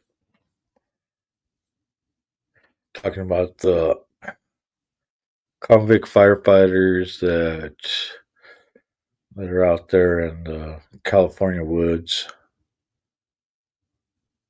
That's a good show.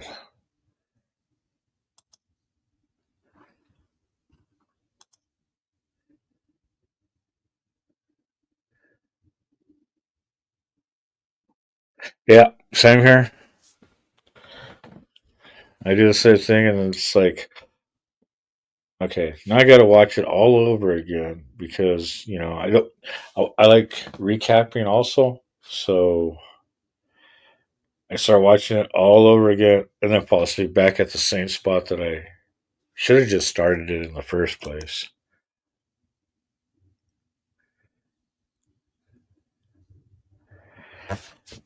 Mainly bikes and game stuff. Don't really watch TV. Yeah, like I said, mostly YouTube stuff. A lot of biker stuff. I mean, you could even look at my homepage here. This is what you see on my channel, or this is me right here. I mean, oh shit, Shadow! I didn't even know you were on. There. Yeah, gotcha, brother.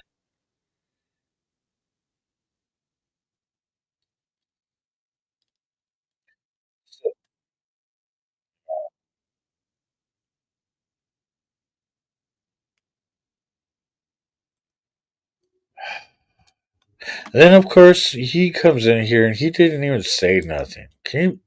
I mean, why did that? I could just go like this.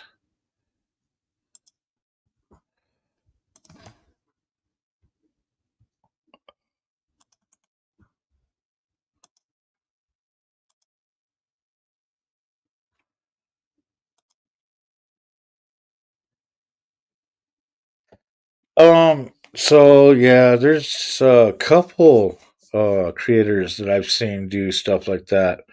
Um, find like old bases, old amusement parks, malls, mansions, uh, a whole city. I mean, just abandon everything. Those are, those are. I used to get into those too, and of course, all kinds of the fucking cop shit. Cops being idiots, idiots being idiots, and getting caught by the cops. I mean, yeah, seen stuff like that all the time. That was, I mean, that was my get to. But yeah, uh, like I said, my thing. I mean, you guys already saw me on Mike's show. He's that's my morning news between him, Black Dragon, uh, in Hollywood. Speaking of another one,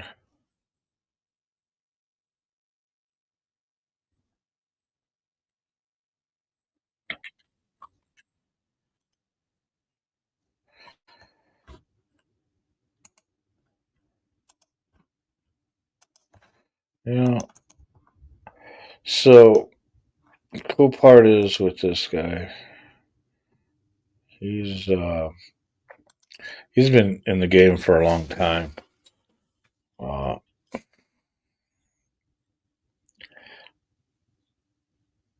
I've been watching him because I when I rode back in the day, I didn't ride for nobody. I rode a street bike or a sports bike, and I rode cruisers.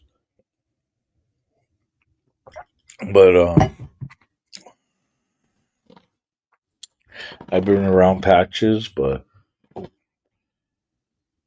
all of a sudden, this guy popped up, and this is when I used to do a lot of motor vlogs back then.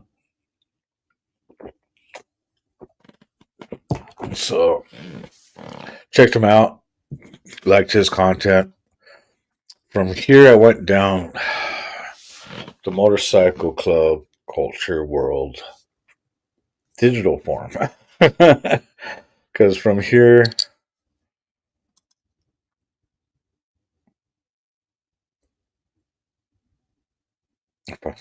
yeah. So from here, I went to, of course,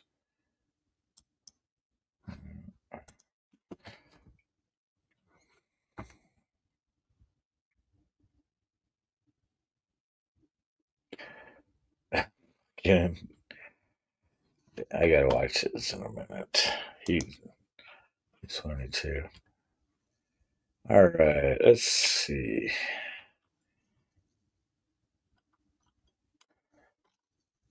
Oh my god. Oh, just go to Black Dragon.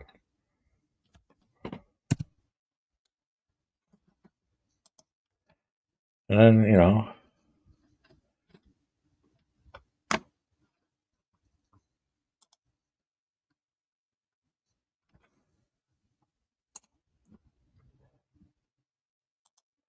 I ended up on checking this guy out. I remember his. Uh,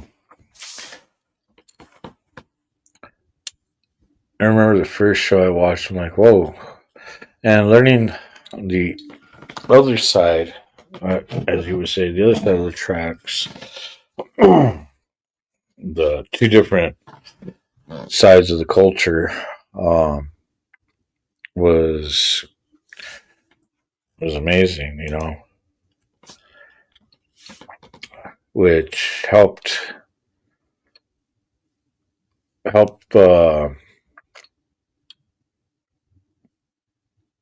everything I brought in from Black Dragon and Hollywood actually helped Vanguard in many ways because learning from both cultures of the MC world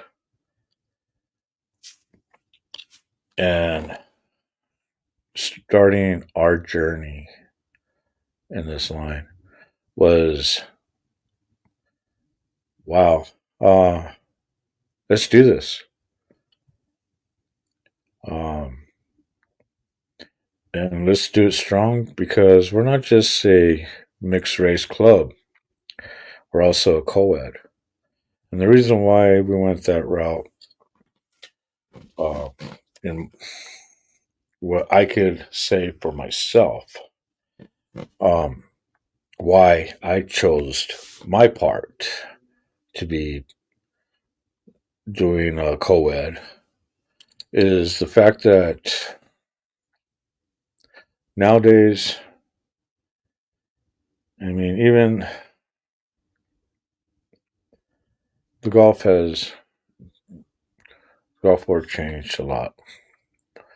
Um, now you got women that sit there and have ranks, high rank, high ranking females.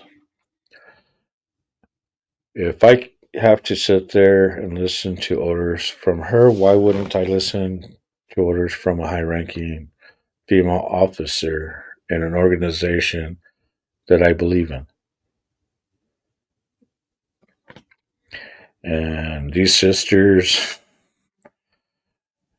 do. I trust my Van girls with my life. I do not trust them with my liver. Oh, they they love girls. To all the Van girls out there, honor, love, and respect. But I mean, our national vice president is a black female.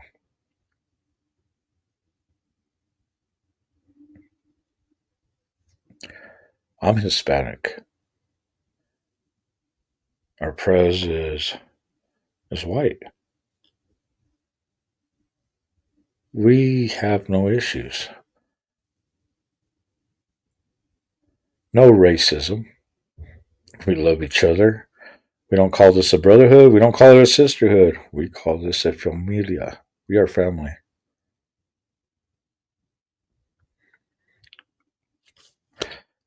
And this was my journey down this road, these travels.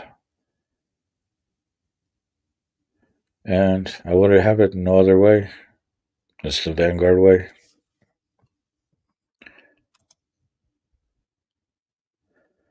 Since 17.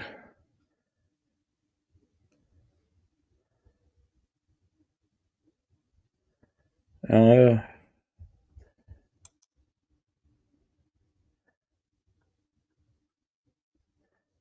so, I always tell our, hey, what's up, SNS?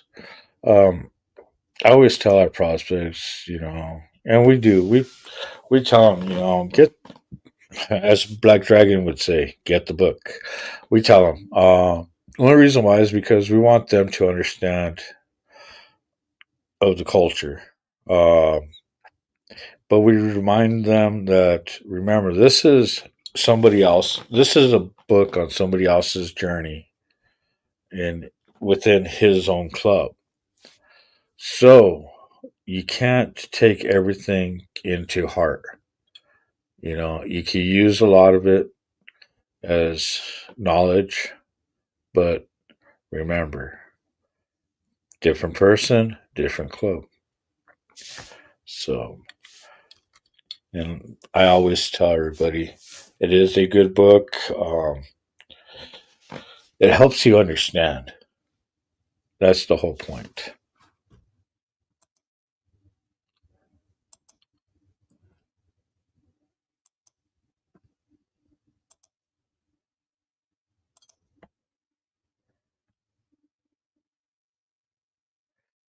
So with with me and Black Dragon, okay. Um, as a lot of people know that when Biden administration came in during the whole shutdown and all that,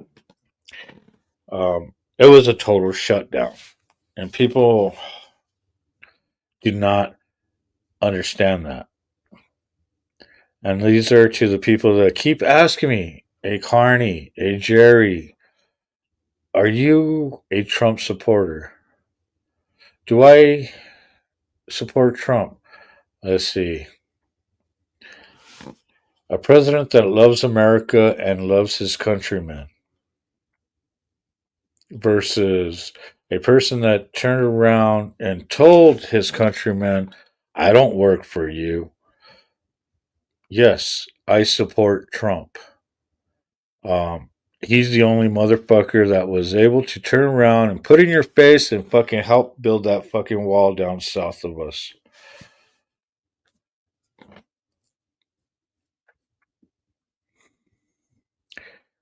Fuck the Obama and Biden administration with their fucking bullshit when they turned around and shut down all of our fucking social media, emails, organization, websites, everything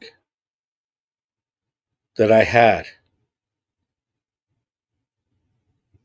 calling patriot groups terrorist groups. Fuck you. So this is my way of coming back and doing this and helping others.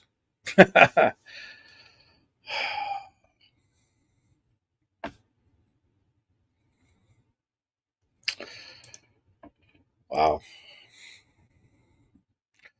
Getting a little emotional here.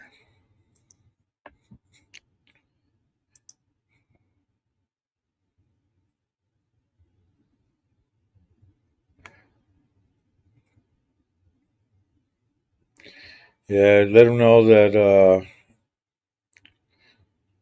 when he wakes up and heads out, Carney Ride says keep the riverside down, the the shiny side up, and ride it out. Enjoy the ride.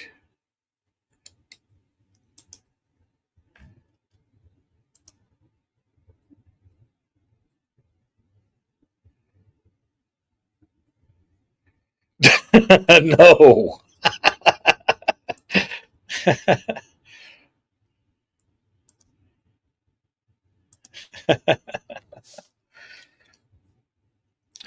But yeah,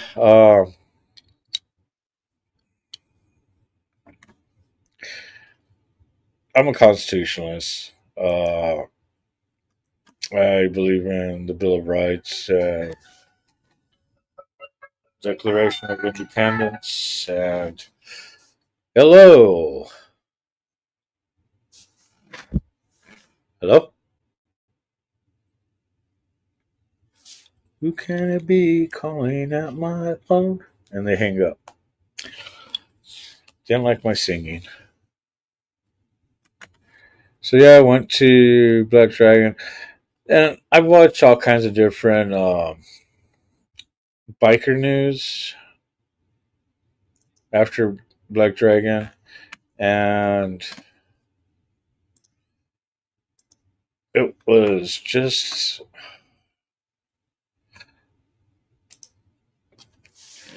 I didn't I didn't like how some people were coming out and doing um, what was it?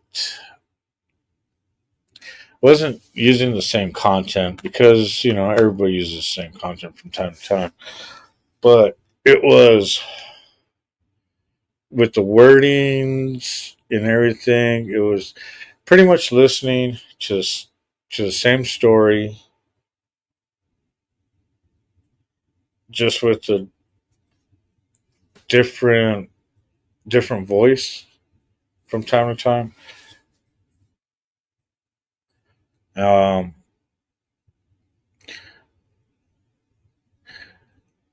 so Hollywood, I've always liked because he reminds me of one of my favorite disc jockeys, radio jockeys out there in Chicago. Also, uh, Mad Cow when I lived out there in Milwaukee. So he's got that voice. He has that disc jockey voice. Uh, Black Dragon, that was. What is going on here? There we go.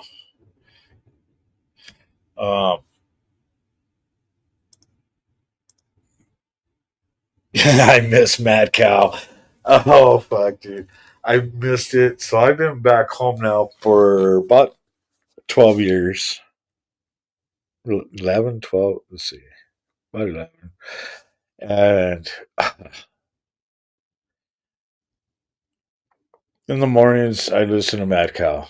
Uh, I'd be up on the roof with my fucking job site DeWalt nailed up on the roof while I'm shingling. Be listening to his show, and then from there, after that, I didn't care. That's when I would get into my uh, put my Walkman, plug it in, so I could play some CDs on there. What's Mad Cow? Mad Cow was a talk show on radio network in Chicago. That was his name. There- right on SNS. So we're on the same page.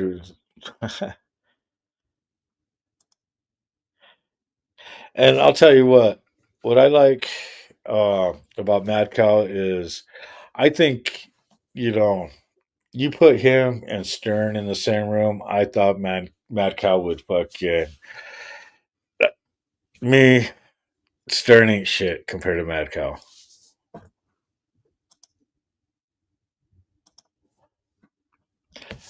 Other people will say different.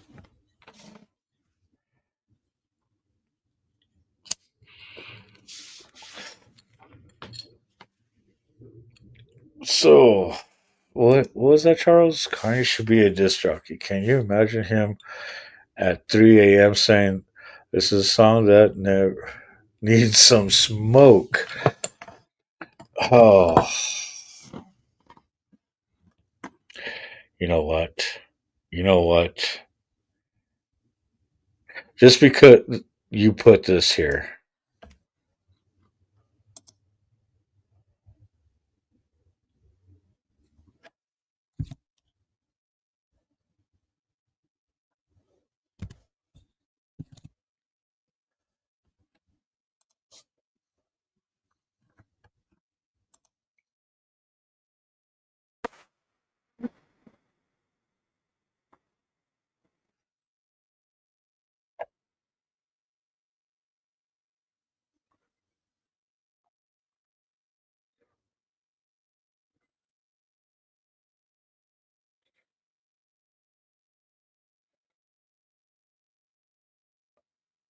life sucks. Get high, motherfuckers.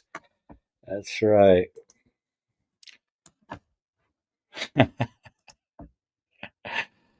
Oh man,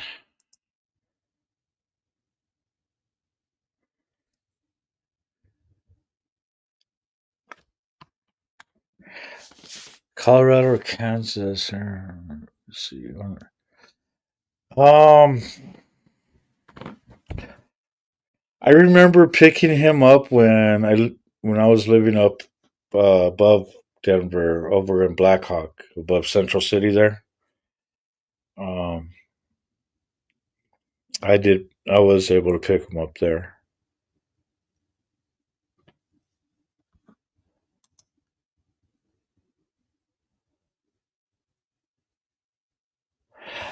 You know, he's all over the place between here. He's doing Rumble, and then I mean, dude, I see Hollywood all over the place, and I never thought I'd be on all these other platforms because I only kept myself so limited on so many that I was good with. Now it's like, you know what? Here you go.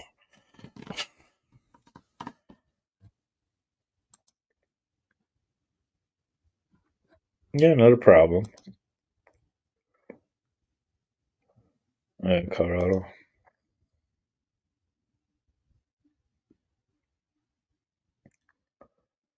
Wasn't that the dude that went mental with um, 80s and 90s? Yeah, 90s.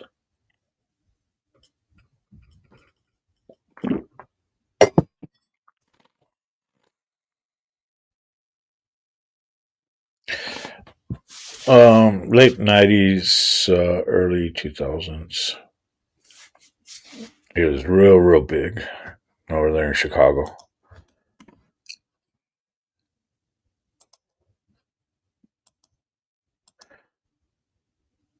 I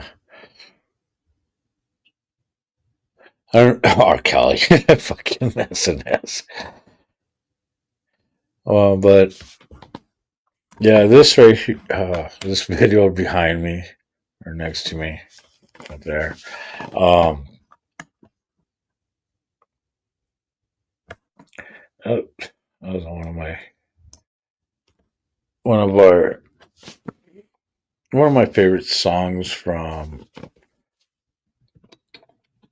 my good friend Harm's Way, and of course, everybody else there with LSGH Clan. Life sucks, get high.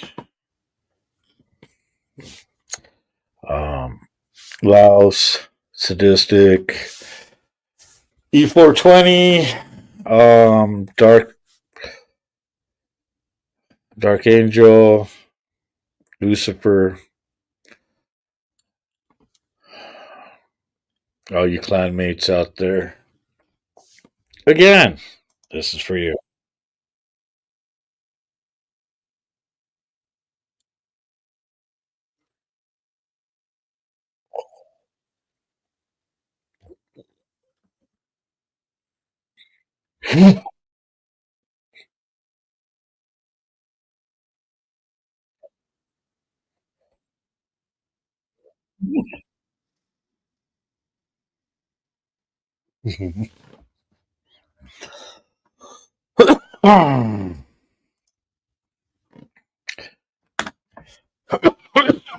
Big shout out to you guys. LS, Harm's Way, LSGH Clan, fuck you, Motown Rage, Psychopathic Records, all you motherfucking whoop whoops. Fuck. Juggalos in the house. All for you guys.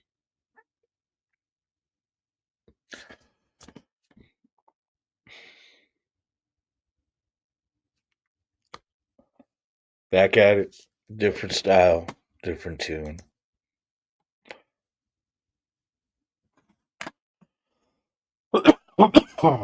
Fuck.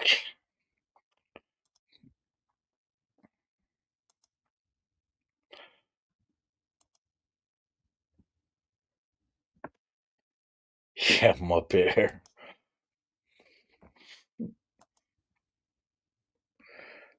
Howard Stern. Howard Stern. Yeah, that's what I said earlier. You put Howard Stern and Mad Cow um, up against each other when it came to a good show. I would always pick Mad Cow, but um, but I do have to give it to Stern because um, the way his movie portrayed him and the lifestyle he had to get to where he was or where he is, where now you have him on fucking what is it, satellite radio and shit like that nowadays.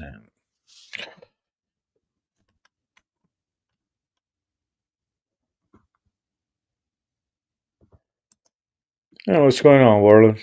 How you doing?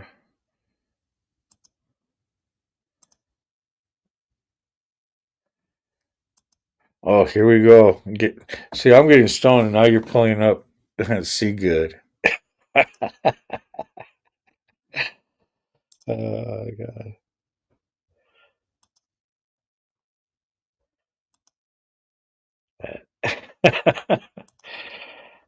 Ay,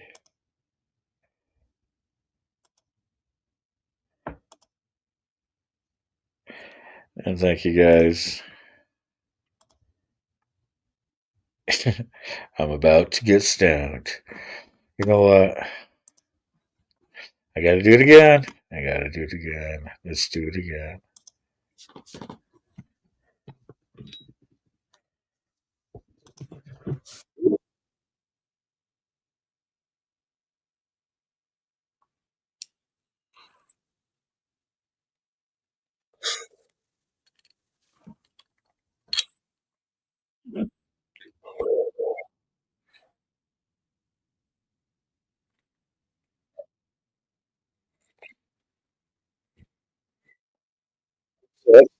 Yeah, hi.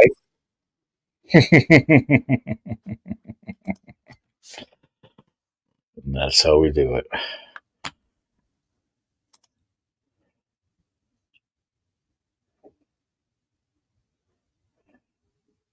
Ryan Sequest, what the fuck? 3 sativas, 3 indicas should be enough. Hell yeah. And if you threw 3 hybrids in there on top of it, oof, be doing the triple threes.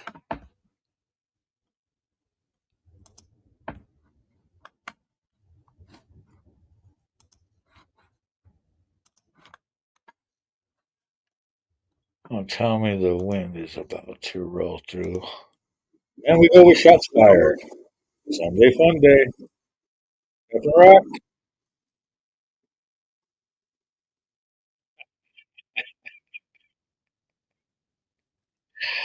Oh, you gotta love it. Gotta love it. Gotta love it.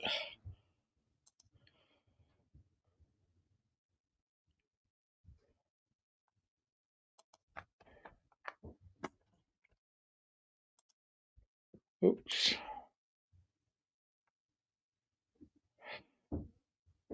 Hell yeah. Last stitches are out. I don't know.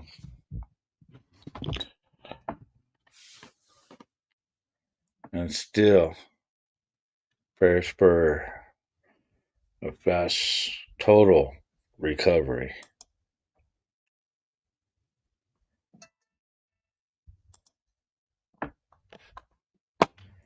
Just mix it all together. Make a salad out of it. Done that many times. I like salads.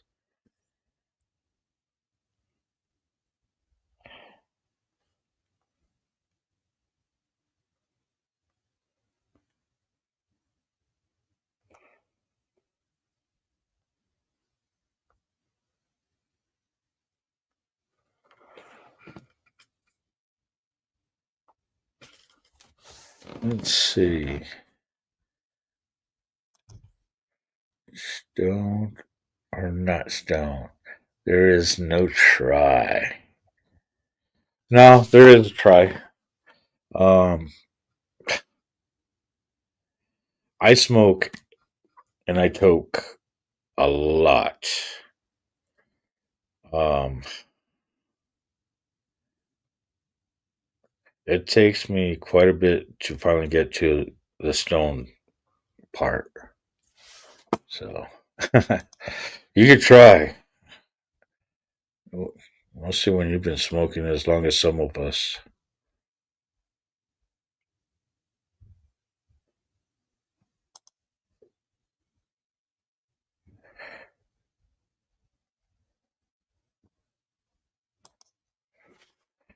Maybe I should start hitting the bong again.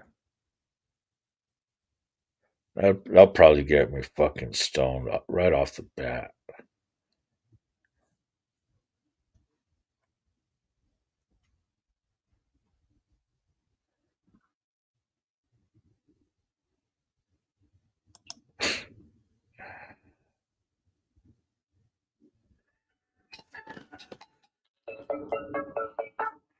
I just had breakfast. I don't need no spam.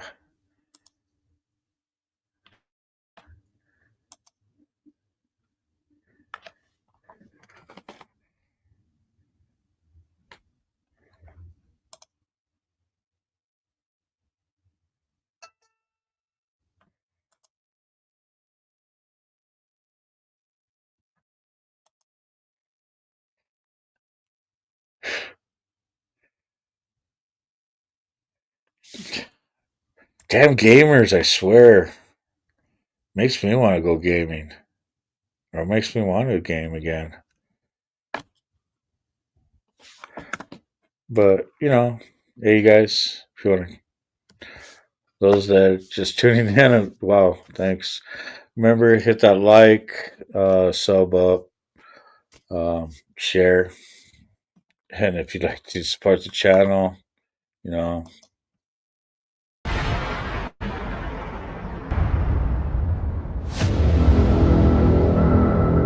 you know where to hit me up. Hit me up on that Cash App right there, right there. Even right there in the ticker. Facebook, here on YouTube. Hit me on the Cash App. $sign Carney Vanguard, capital C, capital B. And that actually will help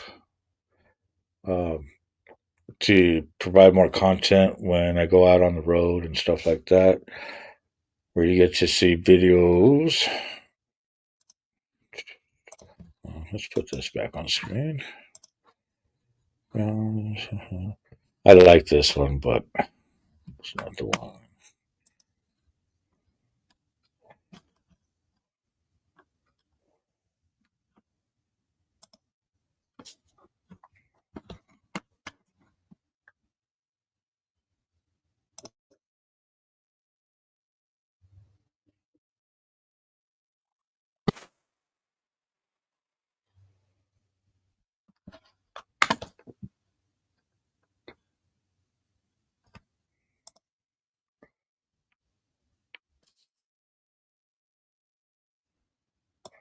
What is going on?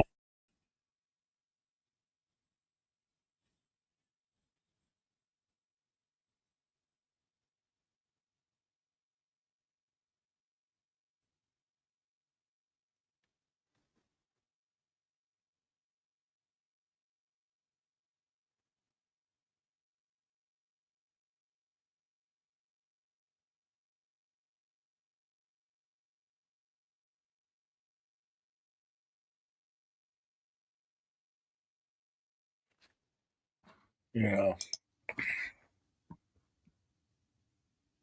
And that's us pulling into our Tennessee chapter. We just did a memorial and a charity run. Memorial for one of our brothers, our brother Bling. And not just Bling, but Grim. to, and the charity run was for St. Jude's Children's Hospital.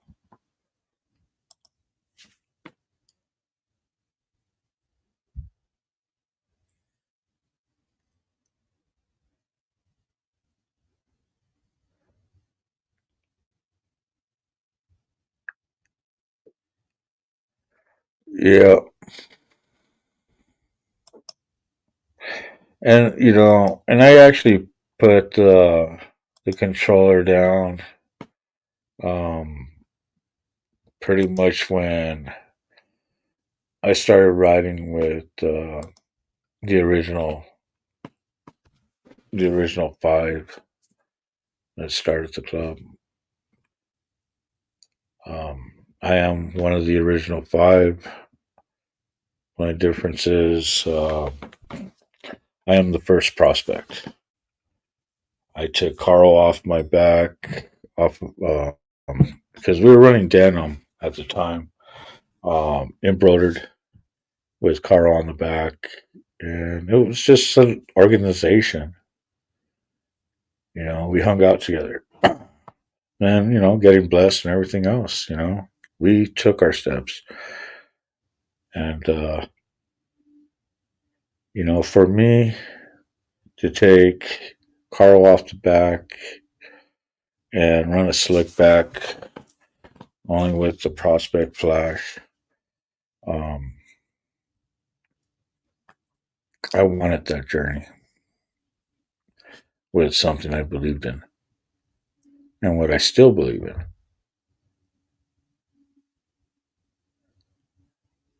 And so I became the first prospect after being recognized when we became an RC. Through the journey, it's nice because now Carl has ended up with a facelift. He's carrying a blade now. So, and I appreciate the blessings from the other clubs, the COC, when we were able to receive our diamond. And like I said, the cool thing is being part of the National COC and knowing the history, learning the history, still learning more of the history uh, of the motorcycle club culture. It's That's been a journey in itself too, and getting to know some of these other people, brothers from other colors, has been awesome.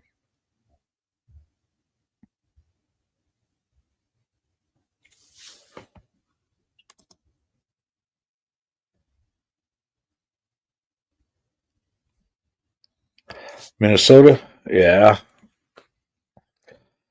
Um, so our Minnesota chapter, um, they're one of our RC chapters because we still are recognized in certain areas as an RC until uh, they can get blessed to step further up. I mean, like we tell everybody, once a prospect, always a prospect. You know, even trying to get trying to set up you know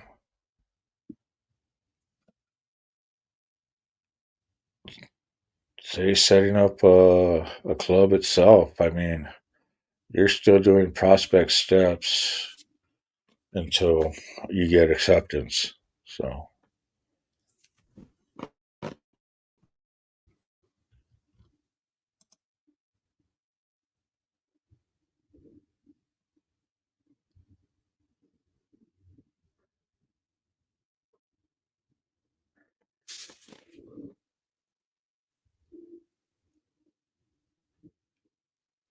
Yeah, proper protocols will say proper permission or get permission, um, and it helps to sit there and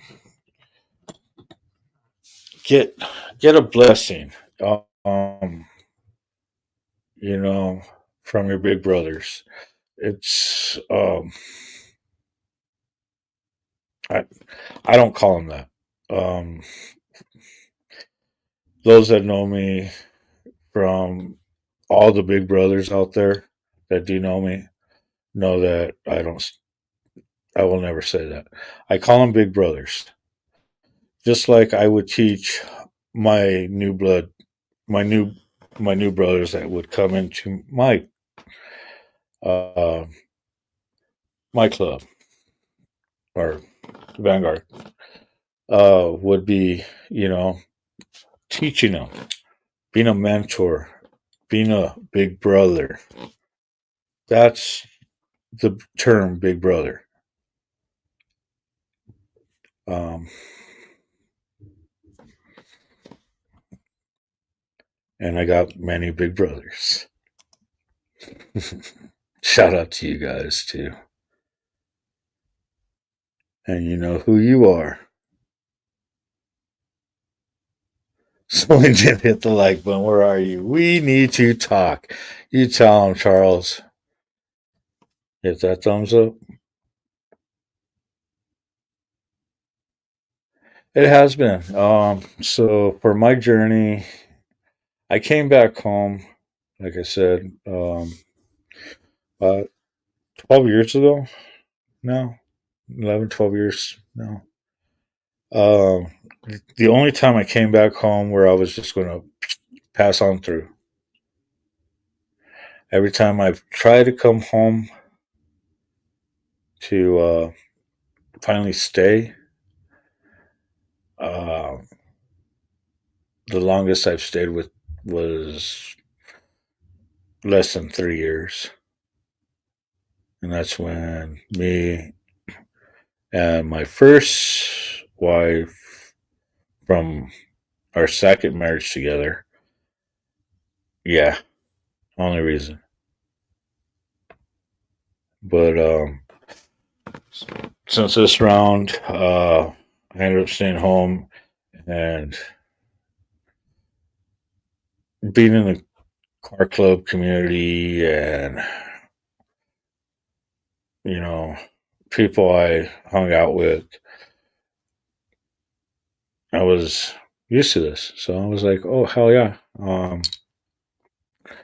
Let's do this. If you're down, I'm down. And here we are.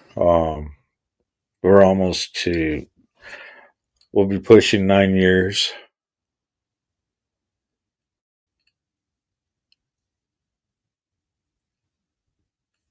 So being a national club, coast to coast, border to border, um, almost 10 years on the belt, and got, known in 10 states, like I said. I mean, technically known in 11, possible 12, but um, it hasn't been a journey, and it's been a fun one. And like I said, it's never the destination. Um, it's, I mean, yeah, it's fulfilling once you get there, but that's the bread and butter. It all the work is the travels, and that's where you make the memories. You know,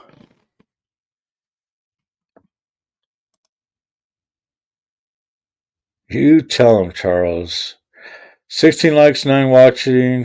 Hell yeah. Appreciate everybody. That's a big win. Um, you guys are awesome.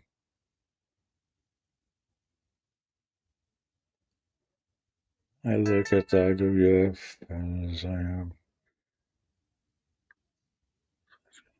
It's always, yeah.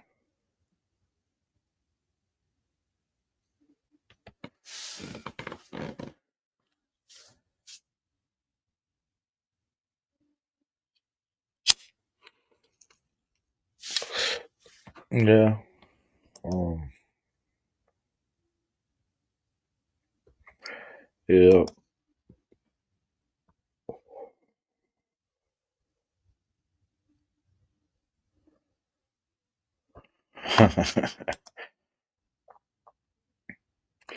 First wife, second marriage. Dude.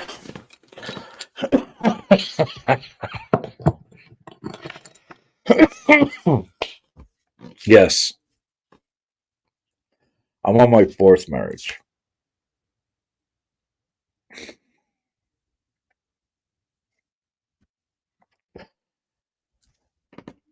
And like I said, a big shout out to our van girls.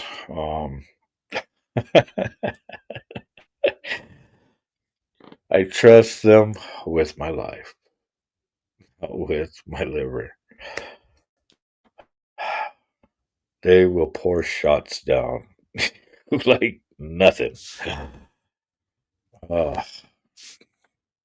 they can be mean. And mostly my wife, Hobbs, yeah, she could be really mean.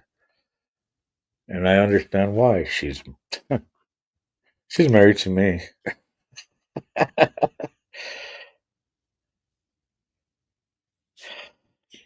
So, yeah. First time I got married, I was 21. She was 18. That was my first wife. Um, we got married on the Midway, uh, pretty much arranged. So in the carnival world, it is what it is. You do your thing, and like club it. It's a whole different city within a city within a city within a city.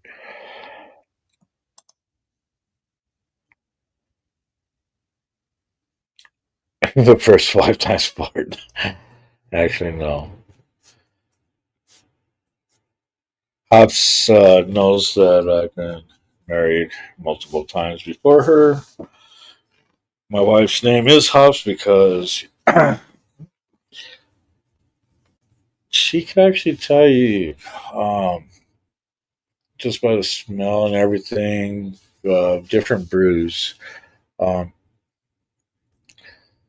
she knows the brewing industry very well. She loves her beer, where I like whiskey instead.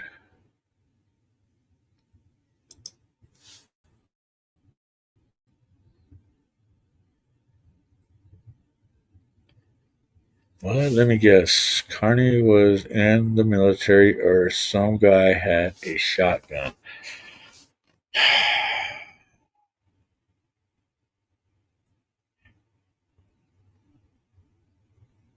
You're talking about like a shotgun wedding? No. Mm, I don't know if you understand old gypsy traditions, but I guess some people would say shotgun wedding. Some people would say a range. These- but the second time we remarried, it was away from that lifestyle, and yeah, still didn't work out. Commander, what's going on, Alpha Turkey?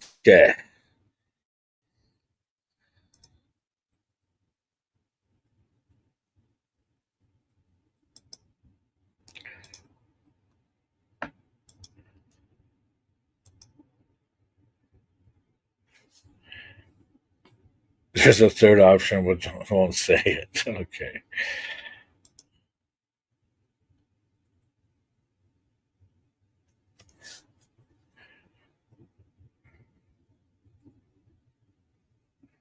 Yeah.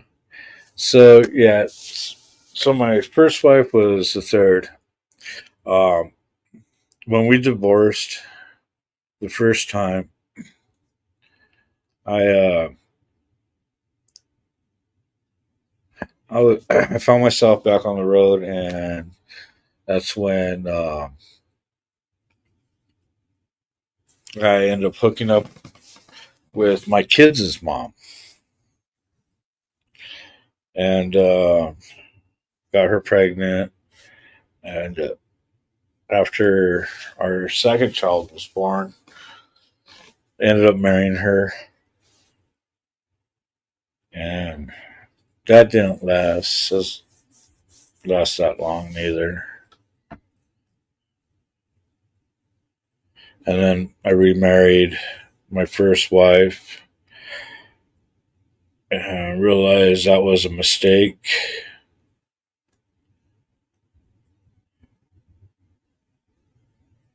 And this time, I wasn't, when I met Hops, I wasn't even looking at even dating or anything. My mind was set on something, focused on something else.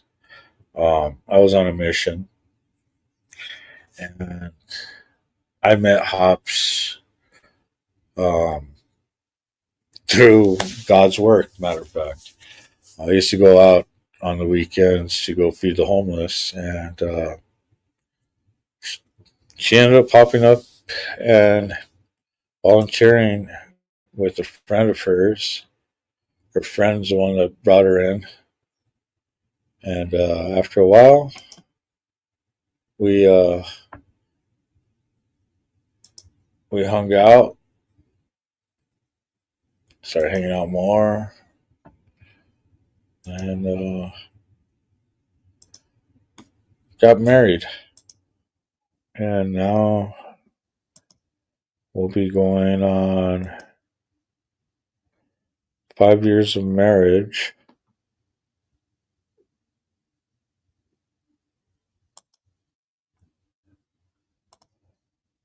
And man, she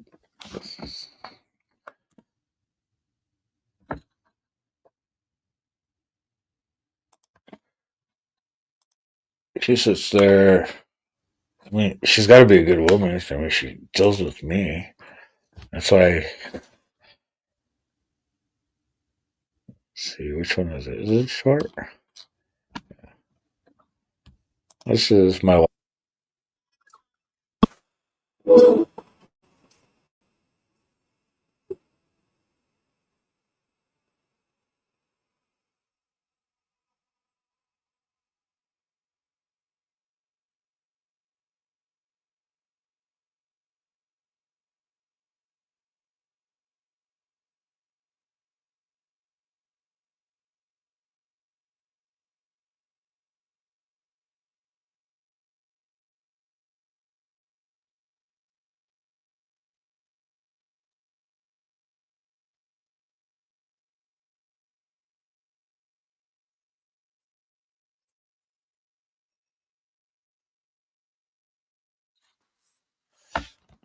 Big shout out to my wife, Hops. If you're tuning in, lots of love. Honor her to dear.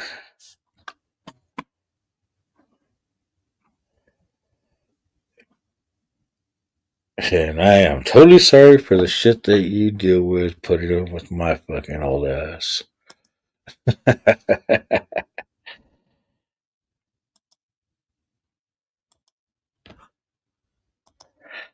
Here we go with the cat talks. Kitty, kitty, kitties. Yeah, I don't have no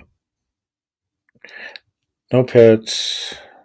Kids are in their 20s. They're still up in the Midwest while I'm down here.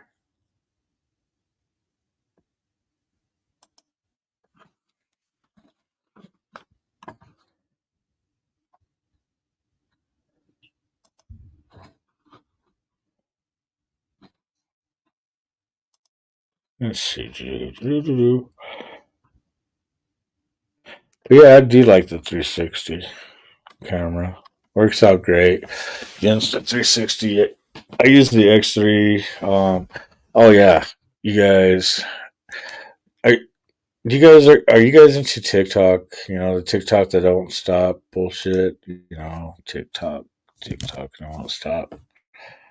If you are, um,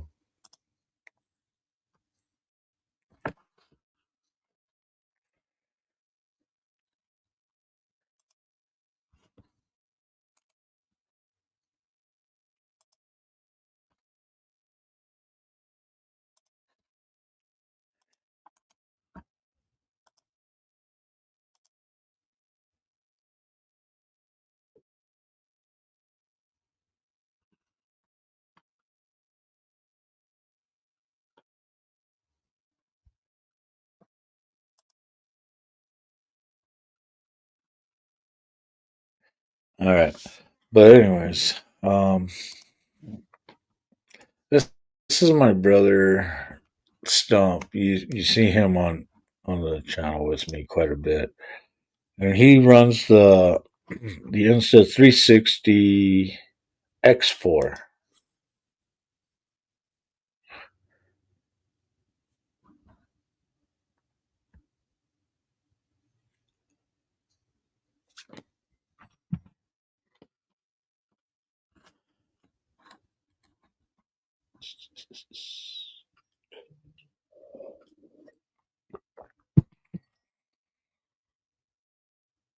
This is still during the our travels, so he's got a lot of footage out from when we rode. Got some rain stops there. So he's in. So he was riding tail gunner um, out of the pack.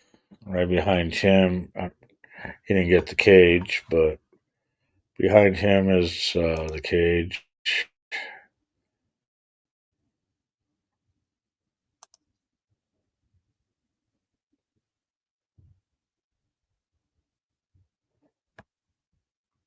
And that's from his angle.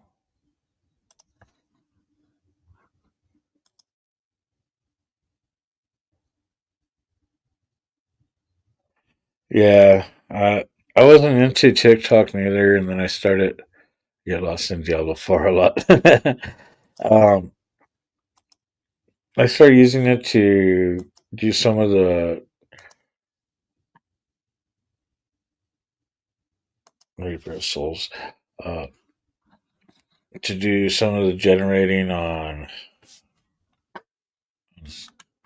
some of my stuff here.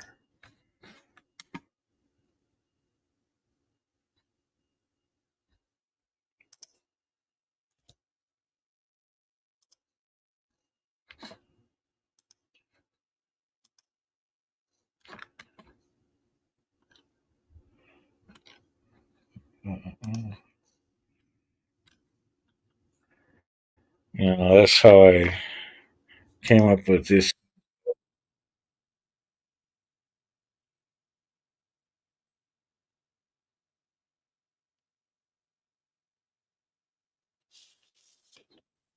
Uh, I just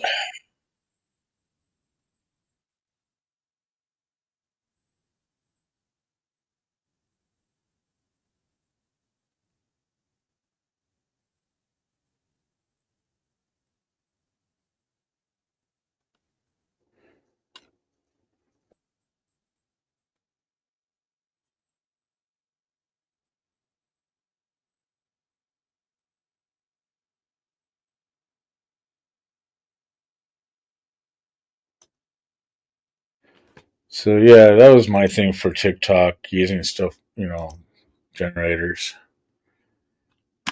which I was enjoying. I was kind of enjoying doing.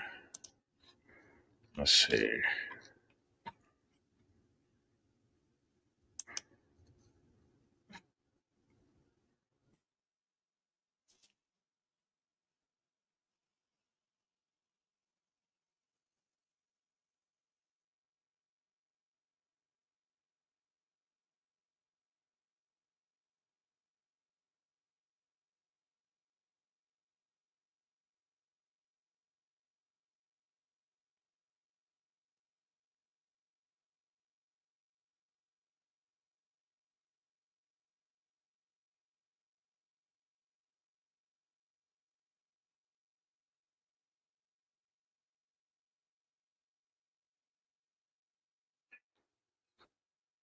So yeah, and also check out my brother Vanguard Rev and that song "Do No Harm."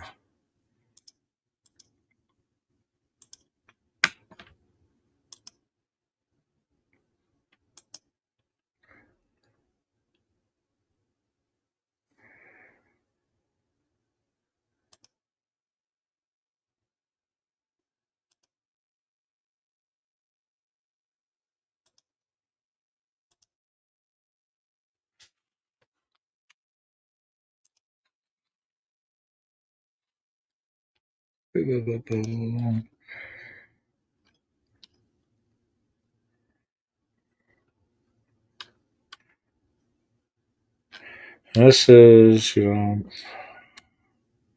geez. So this one right here in the pack, we pulled to the side.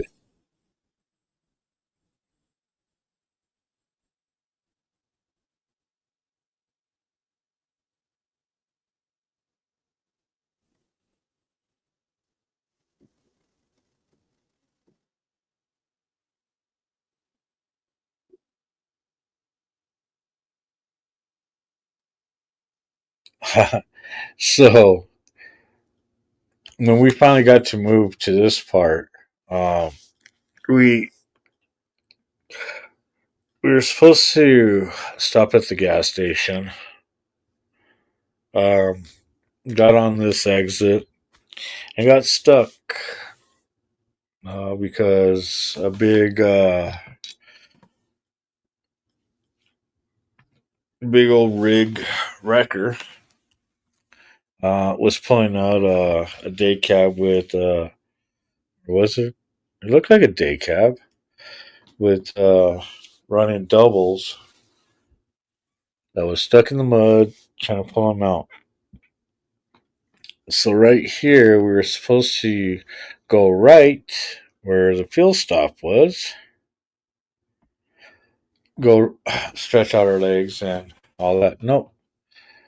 After he got done, we're like, we already stretched our legs. Let's get back on the freeway.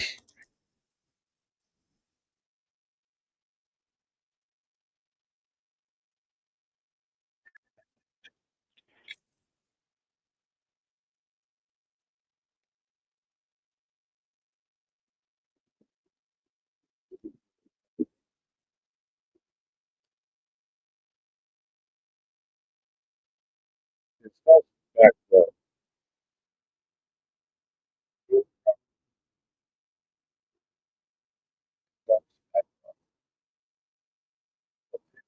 Good. Good pitch on both sides.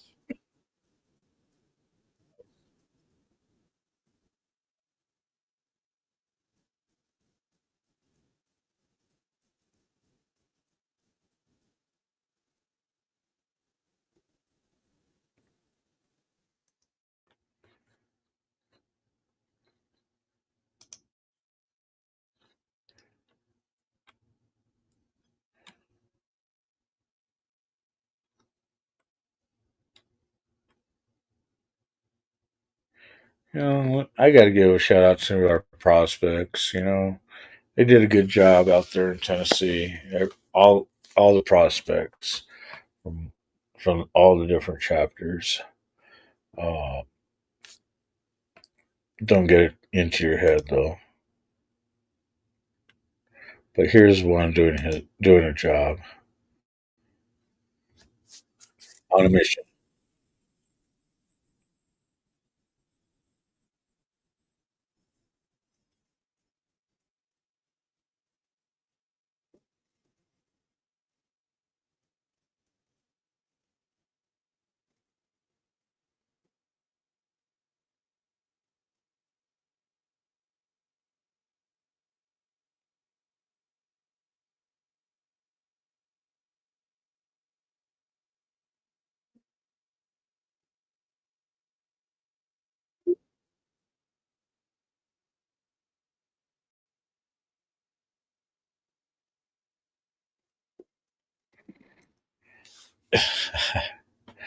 And so he saw me coming in, getting the camera and stuff from him. That that was the live stuff also.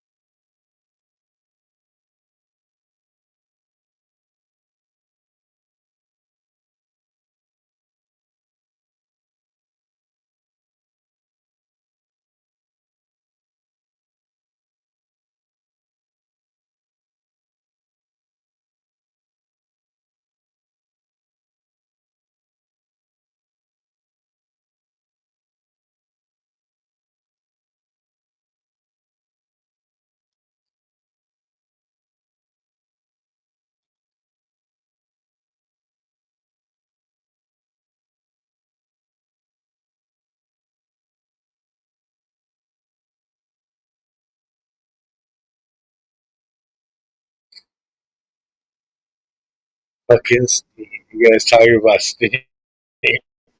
Oh shit. Uh,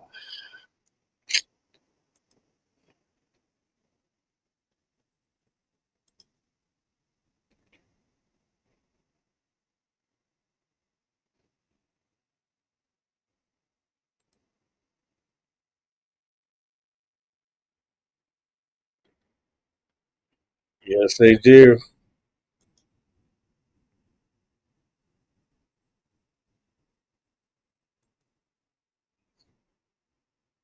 I know which one you're talking about. But yeah, this is the link right here if you want to watch this whole live that I did during the event. I didn't get to go on the ride because, man, I woke up with my knee swollen, and then I trying to get everything set up for the show. Um, it was rough that weekend for me, and I'm still dealing with that.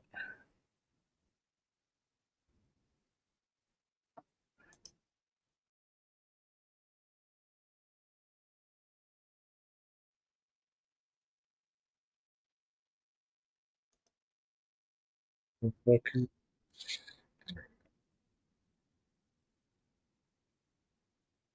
Cuckoo for a reason.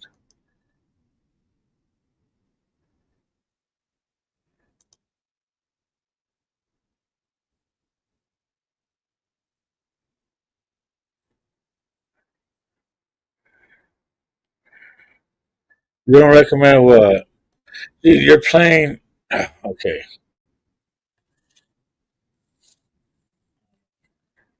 I don't know.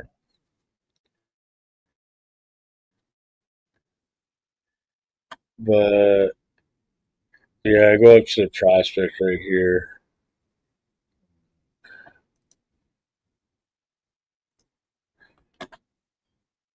So we'll grab my camera.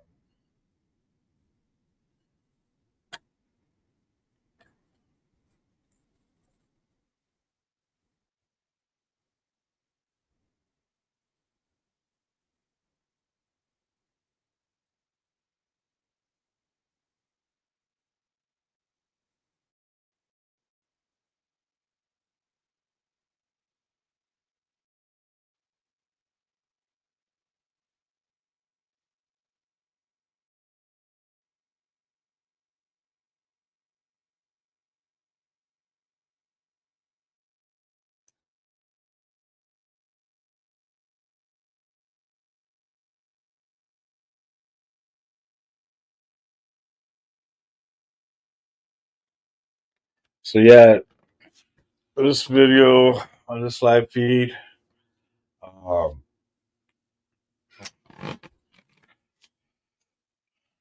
you get to see the whip that Redneck Side Motorcycle Whips, Big Country, and his wife donated to the club to go ahead and see what we could bring in for St. Jude, and yeah,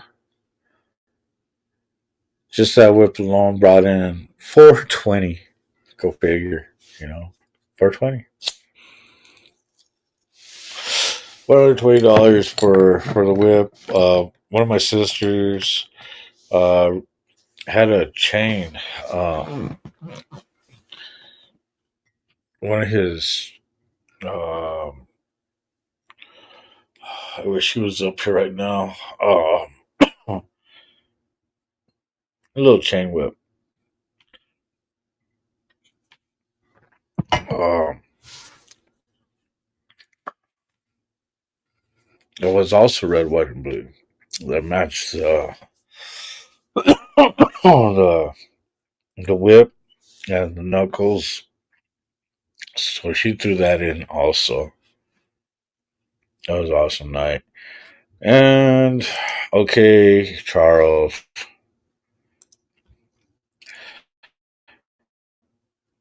I like using this one for my shots fired now, but just for you.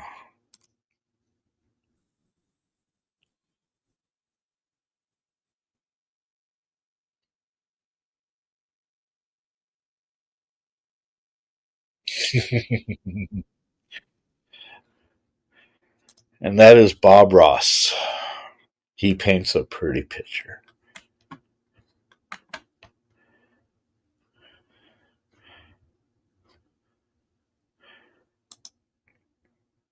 I recommend it. I highly recommend it. He's being passive aggressive. That car driver. So what? What about that car? What the brake lights? Oh, you tell me. Right.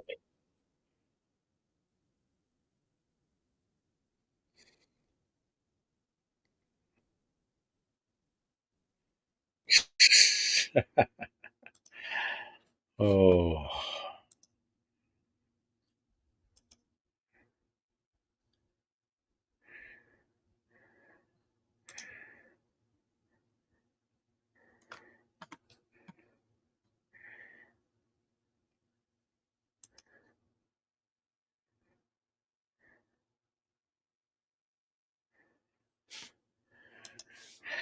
oh shit! Talking about the Steam again. Yeah, they do own it. Steam could sit there and fucking pull you from gaming if you're running them. That's what sucks.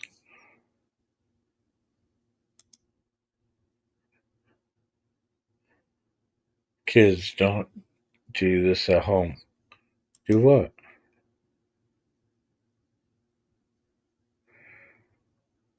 Yeah, we good one, Kitty. Yeah, like I said,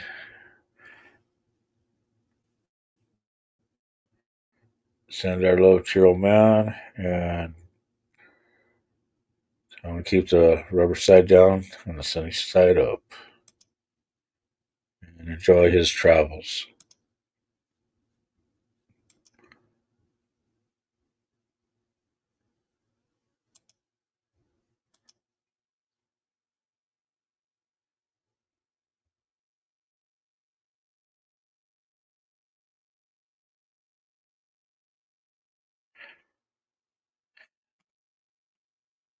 I don't understand that saying. Okay, don't do this at home. Uh, why not? That's where I'm like the safest to do it. Some of the shit I do, you don't want to even do in public.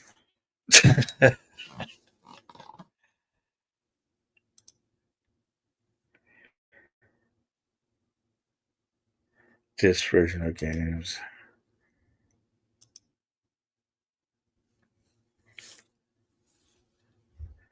Right on.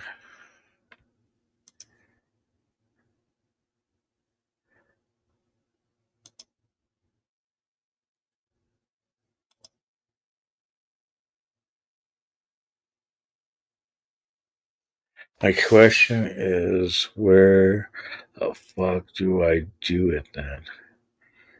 I, you guys lost me.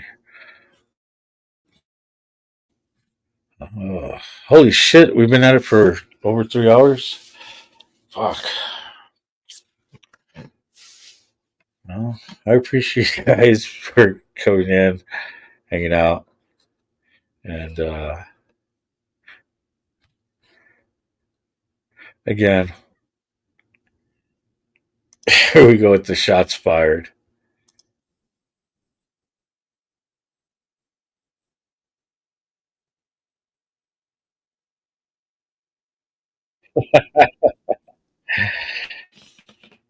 So, to all you guys that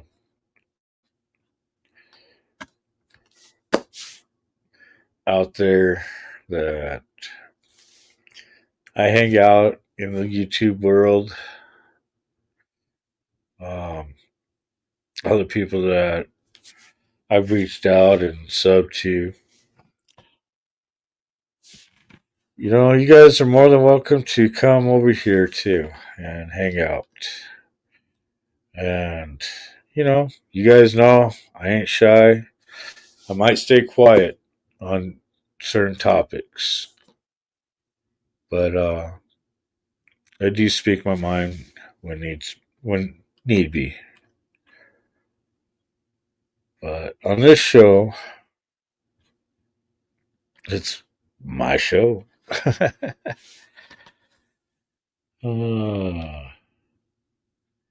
but let's see.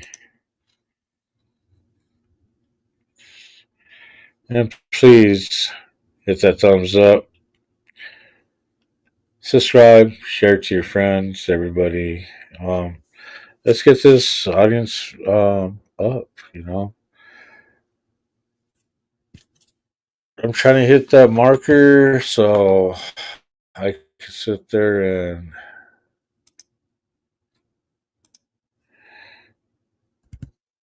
maybe,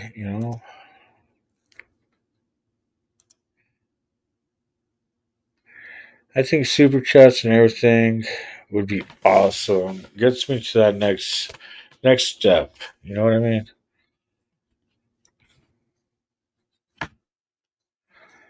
Right now I'm at 255 subs. And like I said, I ain't shy about this stuff. I let you guys know. You know. And because with you guys, if it wasn't for you guys, I wouldn't even be right here. That's the main ticket. And what's going on? Smoking, spaceman. So right here, I'm at 255 now. Thank you guys. I appreciate it. Out of 500, just over 1,200 valid public watch views. Um, Out of 3,000. Shoot, I'm almost at 5K out of 3 mil on shorts. but I mean, it doesn't even show it's registering. That's how far back on that is. So, like I said, man, sub, share. Uh, Mostly, if people are into motorcycle stuff and just want to chat, there's times I do throw an open chat and invite people up on the panel out of the chats. Um, Sometimes I have people that already have the link that come into the chat. So,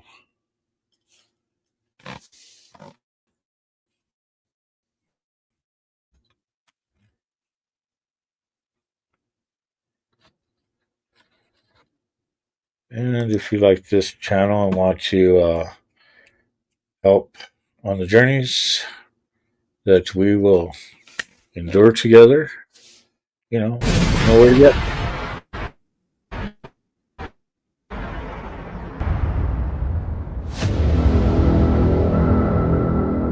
Get me on that. There, down, there. Cash App. You can check out my channel too, and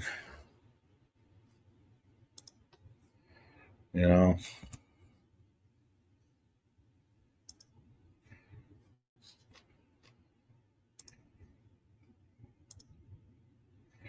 if you really want to really know, like I said, I ain't shy. There's the description, all where you could get me at. And there's other places too. So you got PayPal, but I throw out the Cash App a lot more. Seems like that's a little bit easier. But if you have PayPal, there it is.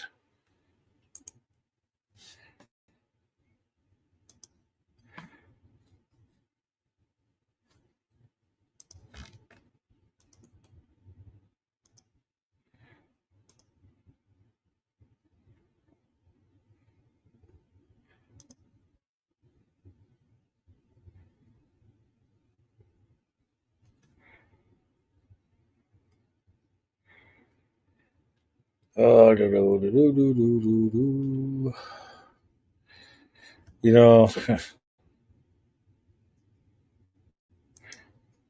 this is funny. What up, Kingpin? Yeah, fucking smoking. Uh, you know what?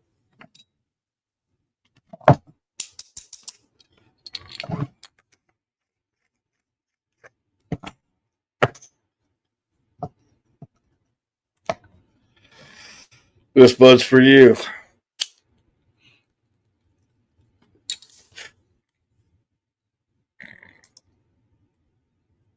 Are you going to bed, Carney? No, I'm not going to bed. Not yet. No, actually, I'm going to get ready and head out soon and go chase that buck. Go make that money. Money, money, money. Now, let's see. Hit the like button. Yes. Much love, Connie, always. And much love back to you, Warwick.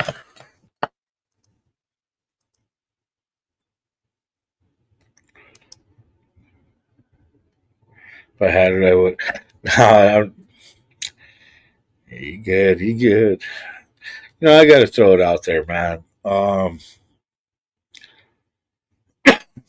I'm still going to do some travels and everything else.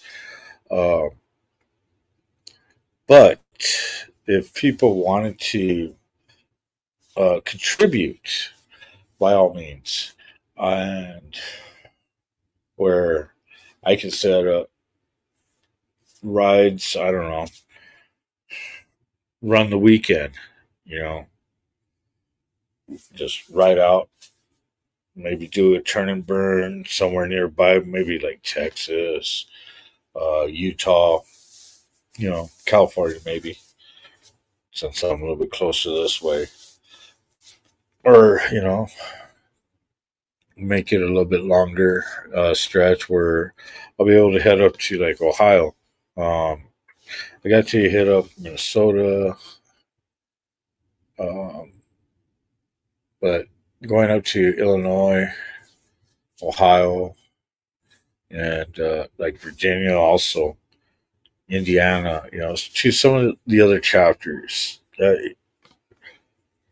And during that journey, be able to maybe stop and visit some of the people that contribute. That's what I'm thinking. But bucket list here, 66 to Chi-Town to Chicago, right? New Mexico, Albuquerque to Chicago, Route 66. And from Chicago, go up, head up to Milwaukee, up in Wisconsin stuff. Maybe see my kids, now that they're a lot older. See my grandboys. Then from there, catch the ferry across Lake Michigan. Or, fuck it, right up through the UP into Michigan. Make my way up, hit, I know our Ohio chapter is not that far from the Lincoln, but I don't know if I'd hit them that way. Nah, I think I'd go across on the ferry just to sit there and say, got the bike across the lake. From there, kind of cruise down,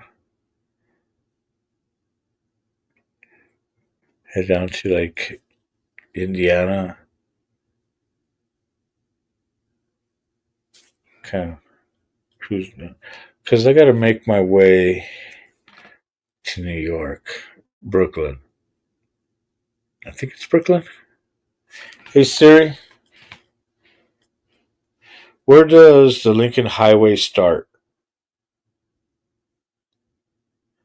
New York City. Okay. So get to New York and get on the original, the first highway from New York to California, the Lincoln Highway, and take my travels. From there, the original route to head west to Cali. And then from Cali, see, and then I can make my stops at other chapters too that are up that way, like our Ohio, Indiana. Ohio chapter is not that far from the Lincoln Highway, matter of fact. But come through, take it all the way to Cali. From Cali, shoot down on Highway 1, Pacific Coast Highway, whatever you want to call it. Shoot down the coast. Get down with San Diego. Get back on 66 and come back home. Huh.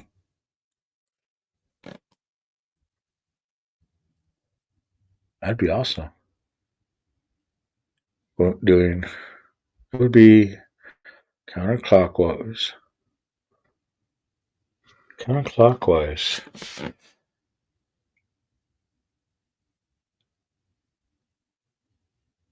Crazy. Huh.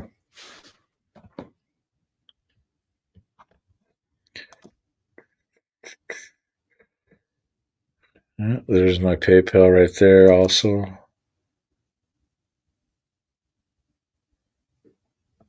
Once you see it, you cannot see it. Arnie, 2 words, boxer shorts. What the fuck are you talking about?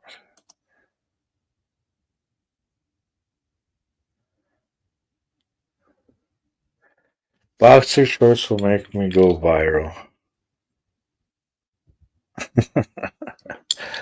Fuck you, Charles. Cookie Monster boxer shorts, right? See.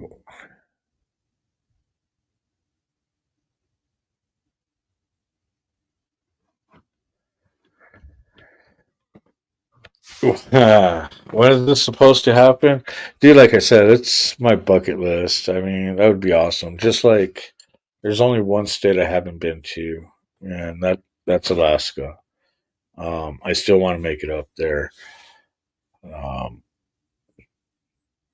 when I go up there, my goal is to be able to take pictures of some of the crab ships um, that I used to love, enjoy watching on Deadliest Catch. So I have Cookie Monster and Elmo ones. Chicks dig it. Yeah. But fucking Charles. Uh, but yeah, that it is. But I would be down for it though, and that's why I said, if people wanted to contribute and help with this, I mean, that would be awesome. Um, because I already do a lot of traveling as it is when I am traveling. Oh, like I was talking to Mike one day when we landed in Vegas. Yeah, I just barely turned my phone on or back on off of airport or airplane mode, and he hit me up on the Instagram, fucking shoot the shit, but trying to, like I said, we just landed, and then trying to get something to eat too. So, but that's on flights. I want to do this on a bike.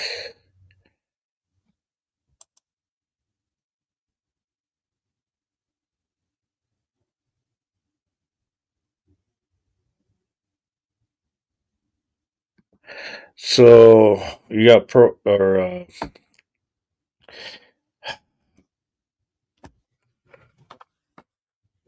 there's a couple of places that they dock that I know that I could get to. So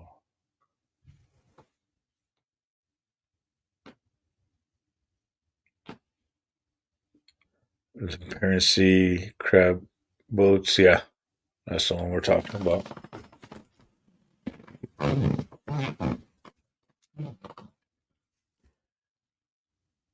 Just so I could say, dude, look at this. Finally, one of my favorite shows, and I'm over here touching one of the boats or ships, vessels, whatever you want to call it. A big old huge floaty thing.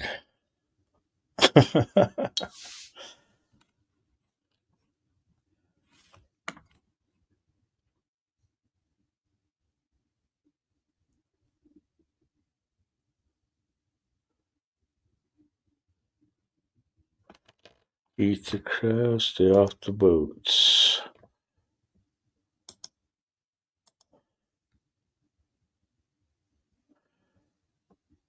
And tries not them boxer short.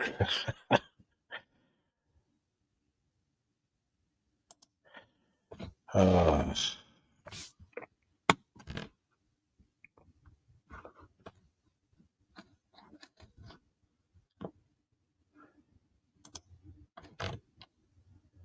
Hi, you guys, ladies and gentlemen, boys and girls of all ages. It's been fun, but that's it. That's all. I hope you had a ball. We're gonna leave out with Carney's Ride, and if you want, like I said, you want to support the channel and the journeys,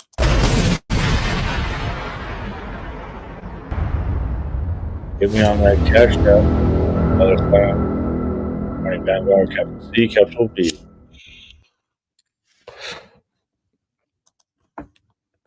Until next time.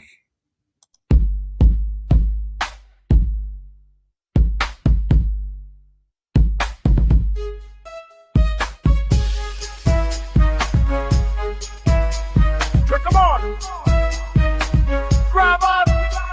I'm CARNY'S ride, feeling the rhythm. Bass drops deep, the beat bounces high. Afro beat meets house reggae too. Deep bass pumps making my heart sing glue. I'm spinning round under the neon lights, dancing wild through the night. Feel the groove, let go and shout.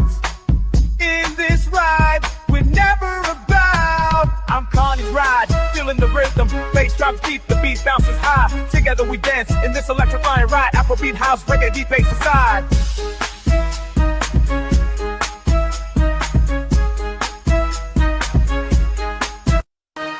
Through the crowd, I see your smile. Together we shine, no need for a while. This moment's ours, let's embrace. In this ride, we'll find our place. I'm CARNY'S ride, feeling the rhythm. Bass drops deep, the beat bounces high. Feel the vibe, let the music fly. In this ride, we're truly free. I'm spinning round under the neon lights, dancing wild through the night. See why my doorship raised with the hill lies water. Portion big ground rock by Borgia. Getting out of heads, getting little bit of waste off. Do good, man, nigga, get it a game call. Don't want drug with the world, get a gay car. A lot of cloud boys in your 4 city K car.